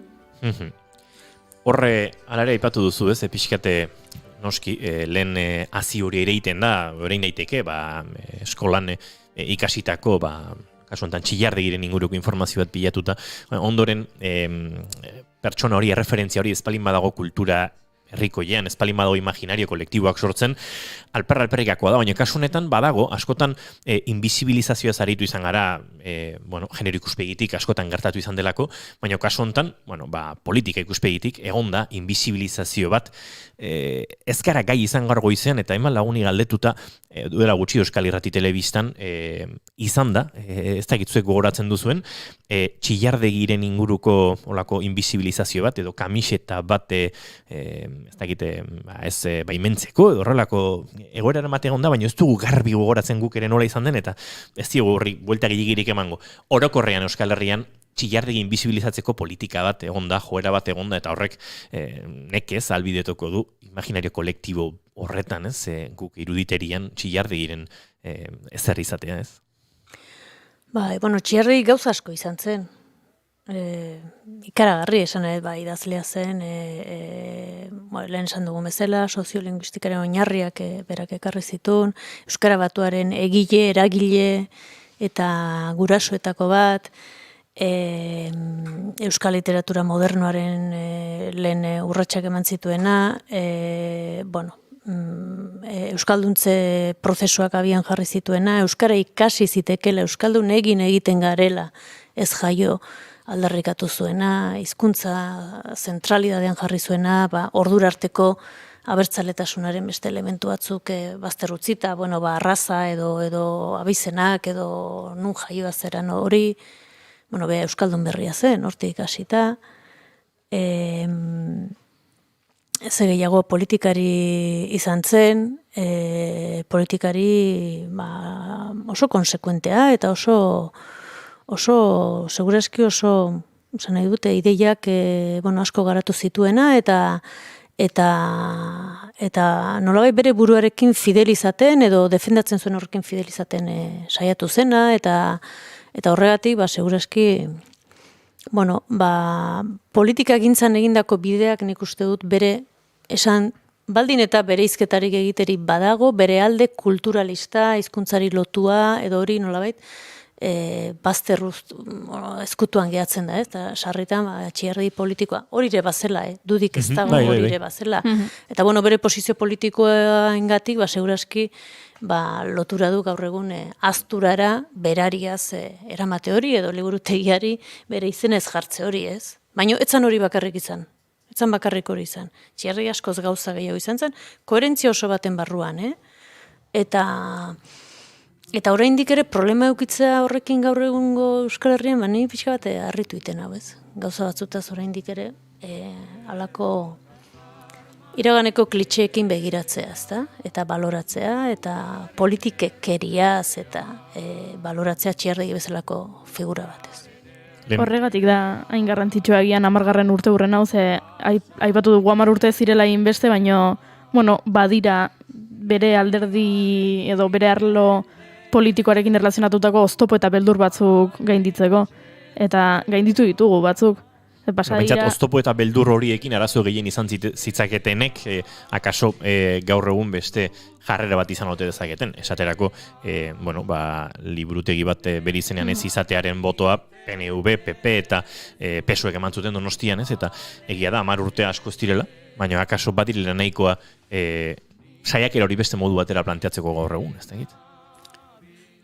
Egia da, tartean, azken urte hauetan, gertatu da, Donostian ez dugu, liburutegiaren ez da lortu, oraindik, baina, orain dela urte batzu, Euskara Batuaren 50. urturenaren arira, Oñatiko udalak hau batez, onartu zuen, nola itortza egitea, eta milikoa ostatuan ez, arantzazuen hainbeste lan egin zituen bera arakuten zan, eta ez, Euskara Batuaren, eta, beste lanak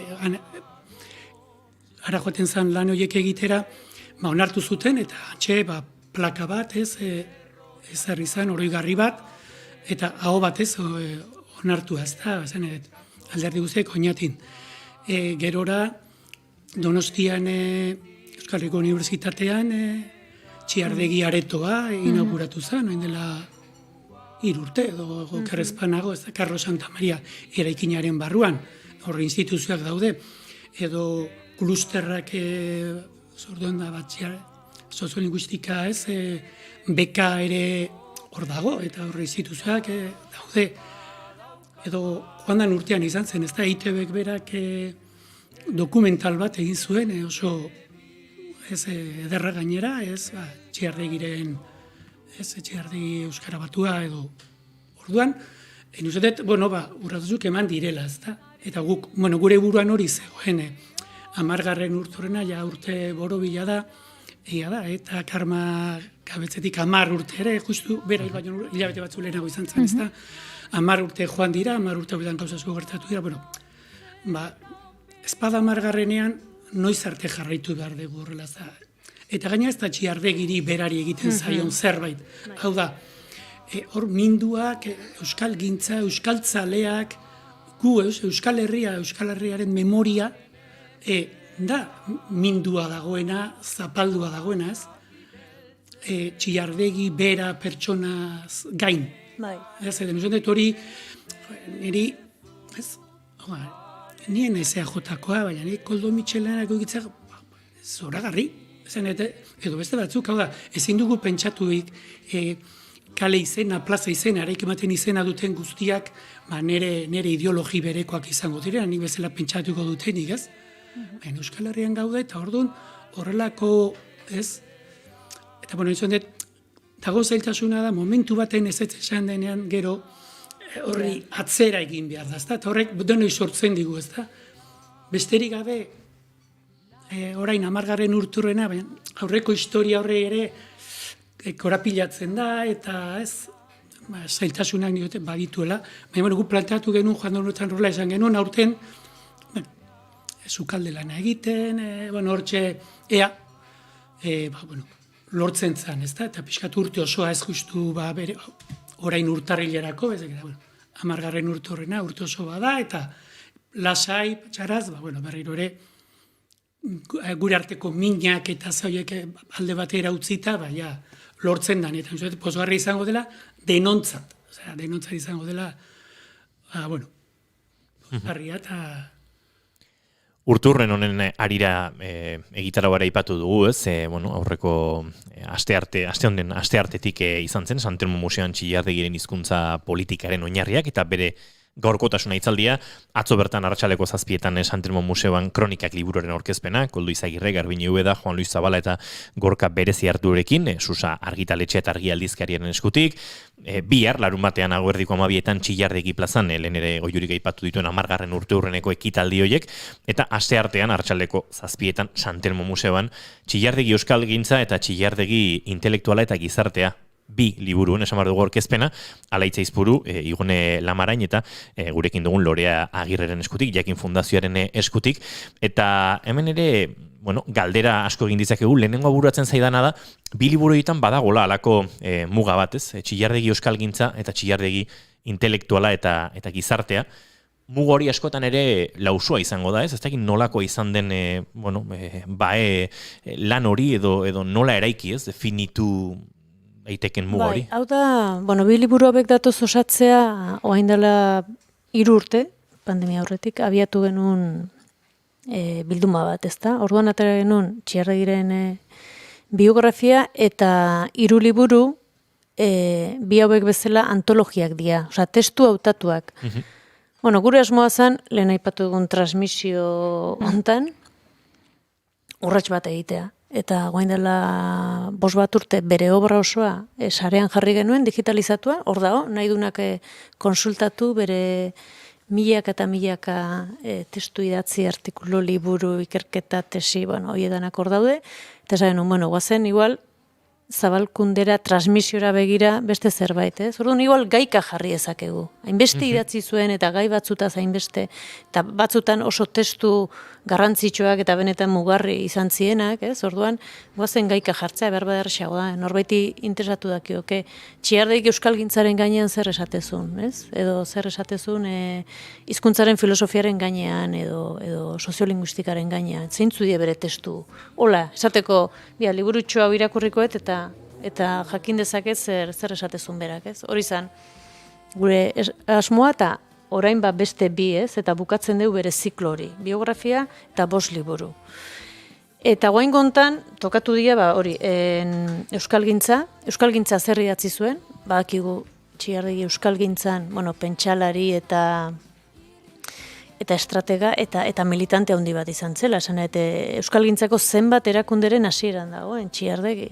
Euskal Herrian euskara zen, uren astapenetan, bueno, ez dakit, hainbestetan, ez? Eta bera gainaz militante kalean egotekoa eta eskubideak aldarrikatzen, ez? Horretan ere eredu. Orduan, bueno, euskalgintzaren eredu bat edo praktika edo mugimendu sozial bezala asko idatzi zuen eta asko irakatsi zigun nola egin hori, ez? Eta bestea da, beste gai bat baita ere importantea berarentzat, eta da intelektualen konpromezua gizartearekin. Eta berak horre asko idatzi zuen, bueno, bea, ez, esan dezakegu, bueno, pentsalari existentziala zela, ez da, Sartre eta hauen bidetik, nolabait idazleak, intelektualak herriari zor zaiela, lotuta egun barrila herriaren aspirazioekin, borrekekin, justizia aldarrikapenekin, eta ez, nolabait horren zerbitzura, ez, egun bardula idazlea, eta, bueno, bere garaian, eztabaida bat edo beste izan zuen, Bernardo Atxaga batekin ere bai, oso ezaguna izan zen, ez? Nolabait Bernardo Atxaga beste irudi bat, ez? Bueno, idazlea libre da, autonomoa da, bere buruaren jabe da, ez dago, ez du inurri leziorik eman nahi, edo ez? Eta, bueno, hor, eukizituzten olako eztabaida batzuk, eta, bueno, Txillardegirentzat importantea zen gai hau, eta asko idatzi zuen. Zer izan behar du idazle batek, zer izan behar du intelektual batek, ez? Herriare begira, ez da? Horregatik intelektuala eta gizartea gaia, ez da? Hau edia, ata ditugun biak, egia da, zuk esan dezuna, claro, Txillardegi persona bada, gauza asko egiten zituen, eta noski etzun bizitzadan bezala ez tezu iten zatika, ez, eta ordenatua eta ordenagailuko karpetetan jarrita, baizik, bueno, egiten du, eta ero gukin bar deu, horri, guk uste dugun koherentzia baten sartu eta aukeraketak egin, da egia da batzutan gertatzen dela, testu bajun litekela leku baten edo bestean. Bueno, hor saiatu gehala eta bueno, garrantzitsuna izan liteken gai honen bueltan liburu bakoitzean jartzea, ezta? Baina bai, horre, persona bat, bere bizi eta urte luze eta 50 urtetik gorako produkzio intelektualarekin, gero olako liburutan, karpetetan sartu behar dezu, eta beti ez dezu, ez da erresa. Ez duzu lan makal hartu, baina lan hoien artean duela gutxi argitaratu edo orkestu duzu, Martin Ugalderen lan osoaren digitalizazioa ere. Euskal Pentsamendu atalean txertatuko dituzue lan hauek, baina tartean Txillardegi, Jose Azurmendi, Martin Ugalde bera, Joseba Intxausti, Paulo Agrebaltzategi eta Juan Mari Torrealdairenak aurkitu daitezke. Ikaragarrizko lana dago bertan, gu azken egun hauetan ere Txillardegiren inguruan jakin.eusera eta bertan ikaragarrizko maria dago, ez? Eta uste dut garrantzitsua dela hori ere, ez dakit, ezagutaraztea hortan diarduzu ezuek, baina aipatu dugu lehen ere ez, behar duela ezagutza horrek guztiak transmititzeko biderik, eta zalantzarik gabe hor badago, ez? Ez esango didazuzuk, baina ezagutza ikaragarri sakona digitalizatuta bilatzaileak zehazki aurkitzen ditu aipuak eta oso erraminta ona euren pentsamenduan murgiltzeko paperezko liburutegi batekin aurrez aurre jo gabe gaur egun digitalizazioak ematen dituen baliabide guztiekin, ez? Bai, nik uste dute importantea dela Donostiko liburutegi, uda liburutegia Txillardegi izena eukitzea. Eta importantea dela, kasu honetan Txillardegi zaigea, baina gure aurreko pentsalari eta ekintzaile hauen obrak digitalizatu eta edo zeinen eskura jarri. Esanet, aitzakerik ez dago. Txillardegi ez dakit nun topatu, ez hortxe gazu. Sartu eta interesatzen bazaizu topatuko ez. Uste hori diela bi oinarrizko gauza edo omenaldi, ez da? Espazio publikoan presentzia izan dezatela, eta gero beraien obra ondadila, telefonoan bertan topatu ezakezu, ez? Eta dana ordenatua, gaika, eta erraz topatuko dezu, gauza luzea, gauza laburrak, denetaik, ez? Eta lehen esan duguna, ez? Hauen produkzioa, hau izan da belaunaldi bat, harrigarrie. Ez da beste belaunaldi bat olakoan noiz tokatuko da. Eta orduan, nola ulertzen zuten beraien lana, beraien bizitza, beraien militantzia, zenbat produzitu duten, zertan ez, utxetik askotan, intuizio utxez, baina gauza ikaragarri onak eta eraginkorrak asmatuz, eta orduan, apasionantea da baita ere jende hauen bizitza zautzea, ez, beti harritzezea. Hau ere bai, eta hau ere bai, eta ontaz ere bai, eta ikaragarria da. Baina belaunaldi bat, justizia pixkat ustete zor diegula. Egia esan ez diegu gure gonbidatuei itzorduaren muga jarri, eta beraz joan behar duzuen momentuan ere keinu bat egin eta ulertuko dugu, baina ezinbesteko bizitzak dira ezagutzeko, eta ziurrenik Txillardegiren eta lehen ere aipatu dugu, Feliz Likinien horren figuraren inguruan aritu nahi genuela, euren bizitzaren zati majo xamar bat ondo ezagutu duten bi emakumeekin. Ostiralero gurekin izaten ditugu gure amona maitatuenak eta bi emakume hondi, Kontxita Beitia eta Marimi Ugalde ditugu telefonoaren bestaldean. Kontxita, Marimi, arratsaldeon bioi. Arratsaldeon danori. Bueno, erabat ados nago esandako guztiekin, Dani eta Lorea, Eskerrik asko. Benetan. Nik ere Loreari entzun diot eta oso ondo. Da, izu Dani, nik bezarkada bat bialdu dizute inigoen bidez, ez dakit eman dizun, Ez noski, Kontxita, nik jakin banekielako momentu batean, hau gertatuko zela, alegia, hemen teknologia zaharren bitartez, telefonoren bitartez, elkartuko ginela denak, eta horrexegatik izan, emango dio, besarkada virtual hori telefonoren bestaldetik. Bueno, bakizu, online edo nahi dezun bezala, baina, era bat ados nago, esandako guztiekin, eta nik gehituko nuke beste gauzatxo bat. Horrelako gizon jakintxuak, indartxuak eta kementxuak, emakume bat izan dute ondoan, Nik askotan gogoratzen naiz Jone Forkadari buruz eta esaten dut. Jone Forkadan ikuste dut izan dela buru erdia eta gorputz erdia, era bat. Txillardegik egiten zituen gauza guztiak egin ahal izateko.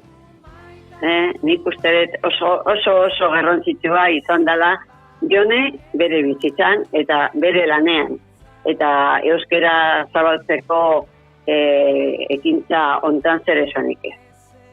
Hori, nire diozlezetik ateratzen zait, momentu ero, Ia, bera Txillardegi buruz hitz egiten egunean, baina baita beste batzuekin ere, Beti pensatzen dut alamenean zen izan duten.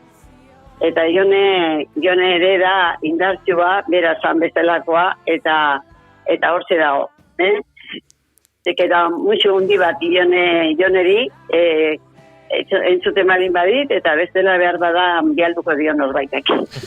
Nik ere beste musu bat, eta zurekin nago, beti emakume bat atzetikan dagoela, atzetik esaten da, gizon jakitsu baten ondoan beti emakume bat, dena emango duna, eta oraindik ia baina jakintxua dena. Kontxita, Marimi, zuek ezagutu duzue, bueno, ez dut esango pare-parean, gazteagoak zarete, baina Txillardegiren jarduna, bueno, oso belaunaldi gertukoetatik, ezta? Aipatu dugu hemen ze balio izan duen fazeta askotan, ez? Eta pixkate guri dagokigunez atzera begira, baina Txillardegiren jarduna gertutik bizi izan duzuen hortan, garrantzia ere zuzenean bizitzen aritu zinaten, zen nolako gaitasun iraultzailea izan zuen hainbat esparrutan Txillardegik berak, ez? Hombre, ez hori bakarrik, gainera guretzako oso komplikatua izan zen, eta niri adibidez Txillardegi ezagutzea ez zitzaidan egokitu handeren izaten hasi nintzanean, ordurako orduntxe alde eginda zegoen Donostitik, bera eta bere familia. Eta ordun, nik urrutitik ezagutu nun garai hartan, baina emezorte meretzi urtekin, Eta ni gero euskera batua hasi zanean historia batuaren historia, hor nire zalantzak eta nire pensabatu behar dezute Elbira Zepitrekin ikasten ari nintzala, ni orduan euskera, Eta orduan Elbira esan bat ere batuaren alde. Batuaren alde egiten ari ziren moduan. Berak esaten zuen leku guztietan berdin hitz egingo bagendu gauzak hobeto txego edo udartuko geniola elkarri. Baina, berak ikusten zuen beste modu batean egin berzala, eta orduan ni hori ari nintzen jasotzen, eta ni alde batetik oindik ez alduna nintzen, ez nuen euskera zitz egiten, baina, jarri nintzanean martxan, ni nire zalantzak nitun, baina, gero handik urte askotara, ikusi nun ze beharra zegoen ez da euskera batua bat izateko, eta gero bestaldetik ere etorri zianen ezagutu egin nun. Ezagutu nun familia guztia, eta nik irudikatzen nuen estiloko persona esan. Zan beste estilo bat, era bat. Eta sorpresa handia izan zan eretzako. Eta nik adibidez egin behar izan unean Euskaltzaindiko azterketa 40 urte nitun, baina ordu arte ez egon azterketarik eta ez egon titulorik eta horrelako gozak, ez gendun inungo azterketarik egin behar, eta nik handeraino ematen dizkien gainera euskerazko klaseak eta alfabetatzeko klaseak. Eta esaten nora joango naiz ni prestatzea hau azterketa hau egiteko. Nintzen ninoa jun, eta erosi nun, Txillardegik idatzi zuen Euskal Gramatika, Ediziones Baskaz, hartetun. Eta izan zan zoragarria. Ez nun beste inun begiratu behar izan zer, eta prestatu nintzen, eta oso bai Euskaltzaindiko azterketa, eta baita hizkuntza eskolako azterketa, bakizute, bazegola, ez dakit orain egiten duten berdin egiten, baina gero, bosgarren kursoa edo egitea, edo esaten zuten aptitudea, edo gaitasuna emateko, deustora joan behar gendun azterketa egitea, eta nahiko komplikatua, eta nahiko, azterketak ez zidan errezak. Eta, liburu horrekin, ni moldatu nintzen, baina ikaragarri ondo, eta gainera jende askori komendatu izan diet, eta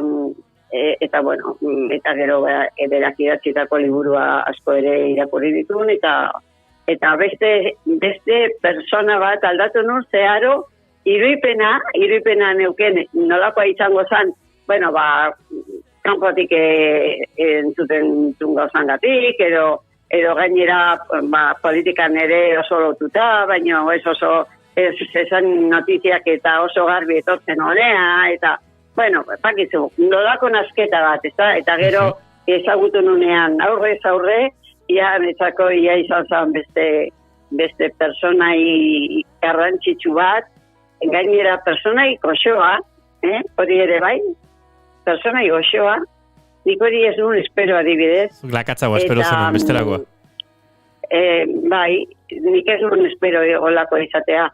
Eta, gero familie guztiekin, eta bere Andreakin, Jone Forkadakin, sekulako harremane izan dut, eta gero oso maitagarria da netzako, eta gero sekulako zaimiresmena ematen dit, sekulako errespetoa, eta sekulako aberastasuna eman dio euskerari. Hori da, nik zango nituzken, Marimi, lehen ere aipatu dugu edo aritu gara hemen aipatzen, zaila dela banatzea eta askotan ez dakit banatu behar hori ere, Txillardegiren euskal zaletasuna eta euskararen inguruko jarduna, bere alderdi intelektuala, soziala, eta bere izakera eta bere ideia politikoak ez, eta zuke uste dut ondo irudika dezakezula ez, zer den, benetan politikaren lehen lerroan esan dezakegu edo politikaren implikazio zuzenean egotea, eta bestelako alor batzuetan aritze hori ez, eta oraindik ere aipatzen ari ginen zenolako zama suposatzen duen hainbatentzat Txillardegiren alde politiko horrek, ezta? Bai, ni bi eratara, bai euskara batua, eta bai aldetik, bere Jesus, bere jakintzu aldetik, eta gero baita ere bere politika aldetik. Zergatik nahi, nola tokatzen zaiten bizitzea, urte horietan gainea. Bea hartuzanean, HB-ekin, eta, onbizte aldatu berriak aldatu, egiten zituen berri, totalde berriak, batzutan parte arte zuten, bestetan ziran aurkakoak, Espainiak inezerretzutelako nahi jakin, eta gu ja politikan hemen herri mailan, nik pasaditut, behar pasaditutzea guztiak eta gehiago nik uste. Zergatik, klaro, hemen ni herrian hasi nintzen HBD-zela, gero urrungo lau urte pasata legealdian izan nun Euskal Herritarrok, gero hirugarren aldian zertan orduan ANV ere momentu bat izan zan hor, ANV ere bai, eta batasuna ere bai. Batasuna? Lau bat desberdina.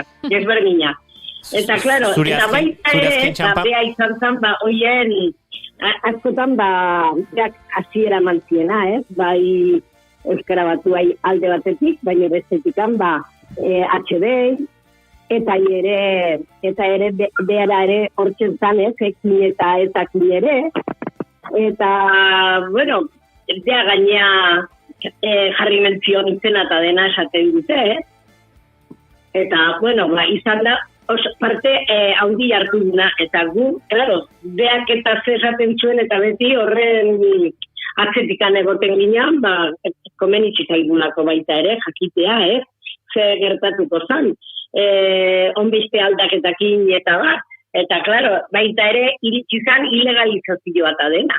Zergatik, klaro, deak ere aurrena martutenen ere ontzan gain. Hori zen,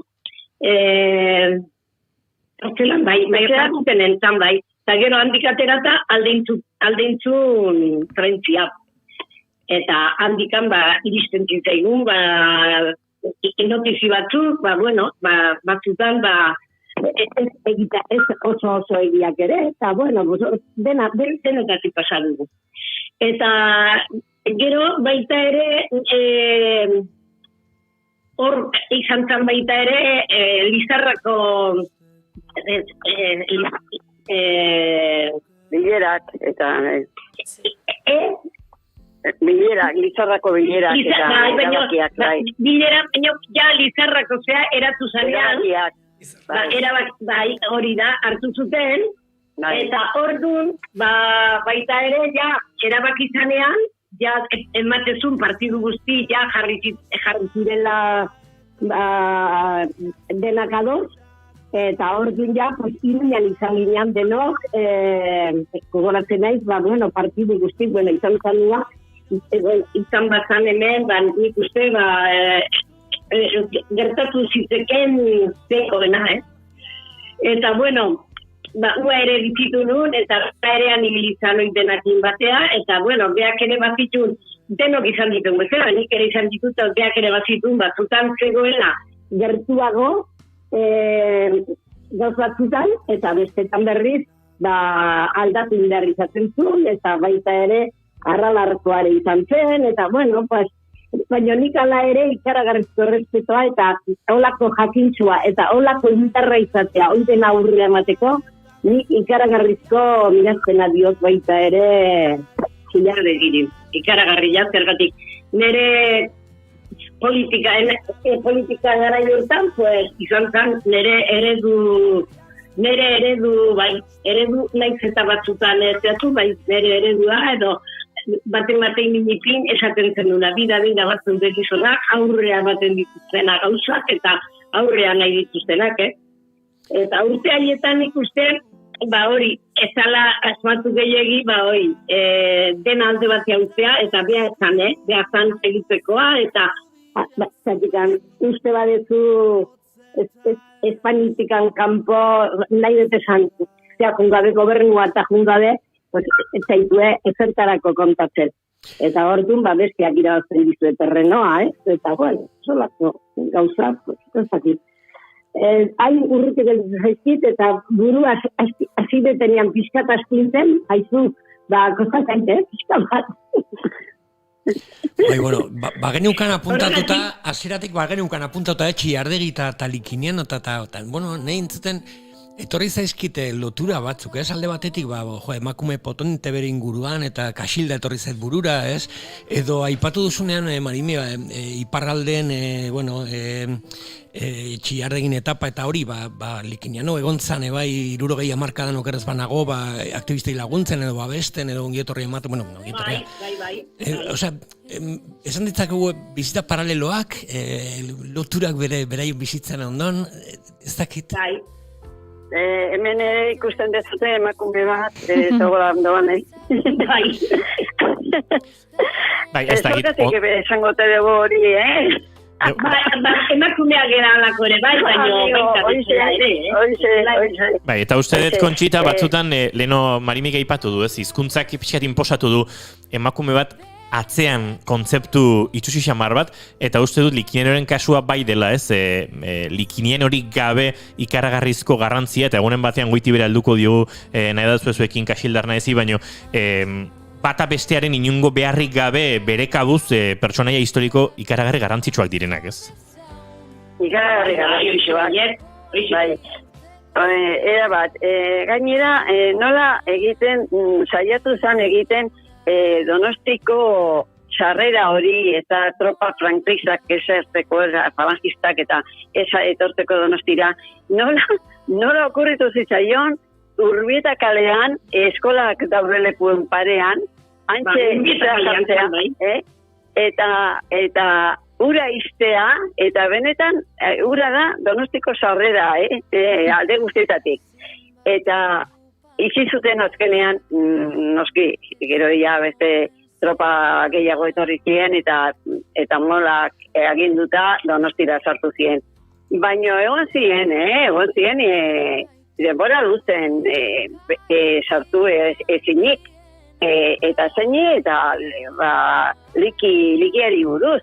Liki deitzen omen zioten, Eta nik ezagutu nun liki bat, Donibane Loritzunen, joaten nintzanean ere osabakin eta ezagutu nitunean inbeste jende garai hartan, eta liki bati deitzen zioten liki, eta pesatzen ez, hau izango zala. Eta esaten zuten gainera, hau ez da bertzalea, baina gure lagune handia da. Hau anarkista da, esaten zuten arrengatik, eta hau da, ziur naiz, hau zala. Bai da likiren horren definizioa pixka bat, ez? Bai, baina oso laguna egin zan, eta gero, arkitu dut gainera, etaren anagrama, berak izula. Hori ere, beraz zurean zintzelatuz, ez? Bai, orain daukagun anagrama, dagoen anagrama hori da. Zean ote dagoen, Lazkaoko konbentuan edo ote dagoen gordeta. Nungo konbentuan? Lazkaoko konbentuan, seguro. Han bada artxibo zoragarri bat, egunen batean tarte hartu beharko dugu. Bai. Egunen batean museon batean azalduko da, baina bitartean minipin, espare, bat gordean, Ura bada museo xamar ez pentsa, bai? Ura ere Lazkaoko badela museoa, ez? Museo xamar bintzat. Bai, museoa. Bueno, museo horrein gara gordeta daude kajoietan, Oso polita dago, ni hauen dela denbora gutxi izan nintzen, eta oso ondo dago gordeta dena, sekulako kajoiak eta egin dituzte. Ondo. Erekin berria egin dutenetik, oso. Elene ere zoragarri ez egon. Eta gero gainera danetatik dute, erabat, danetatik dute. Eta, bueno, hitz egiten degunean beste egun batian ere soinkari buruz hitz egiten degunean hori zintzilikatuta daukegu oraindike, baina etorri zaila bere momentua. Ere horreguko da, Baina helduko diogu ez pentsa, Asko dago Lazkaon, asko dute gordeta. Informazio handia dagoen. Eta baita Bilbon ere, eta PNV-ko artxiboetan ere zer esanik ez Bilbon. Baina, informazio handia dago, baina asko dago Lazkaon ere. Neri Lazkaon dagoen informazioa asko eskertzen dut, eta gero eta kalitate handiagoa dago, ez? Eta erakuten zera eta zure etxean sentitzen zera, eta hori oso garrantzitsua da. Bestela eskotan juten zera zerbait peskatzea edo begiratzea eta horrela, eta ez dakit, kaso egiten dizute, baina, beste edo zein bestela, baina Lazkaon, Juanjosekin, etxekoa zea, ni ere guain gehiago. Juanjo, hemen balin bazaude entzuten, gure aldetik, musu handi bat, musu handi bat, eta zeki horrela zeia. Eizue, galeanok besarkadak bialtzen zituen. Gar musuka, jungo zaigu arratsaldea, Eizan barri zen. Aizu, eta transmisioa, gure lana, nik konturatzen naiz, hortan datzala, bai Marimi eta baita Nerea, bion lana, hemen, garai, aspaldiko garaiko kontuak eta komentatzen ditugu askotan, eta hori da gure transmisio lana. Nik uste hortan bihurtzen nahi dela. Zuek irratikoak zepesatzen dezute.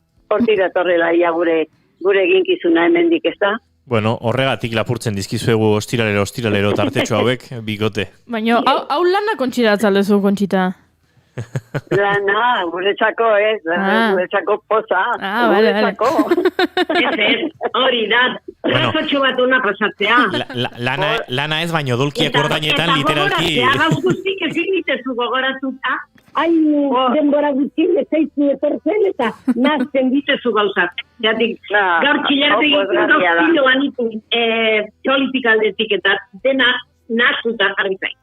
Bikote, egunero bezalaxe, dostirero bezalaxe, azken minutuan sartu gara eta korrika agur esan behar diegu gaurko gure bi gonbidatu, Azten zarete eta izketan, eta Lore Agirre eta Dani Goini bioi benetan mi esker gurera hurbiltzeagatik eta tarte hartzeagatik, presarik ez paduzu, akaso garagardoa ere hartuko dugu orain zertule egin jarraitzeko. Eskerrik asko bioi, bikote. Eskerrik asko zuei. Placer bat. Konchita Marimi. Ni juten eizenean kafea, Hori da, zuei kafesnea edo nahi duzuena, baina... Hori da, kafesnea. Beste batean beharko du. Muxo ondi bat bioi. Oso, beste handi bat kontxa. Izan ondo. Danontzako, bai. Adio. Hori da. Agur.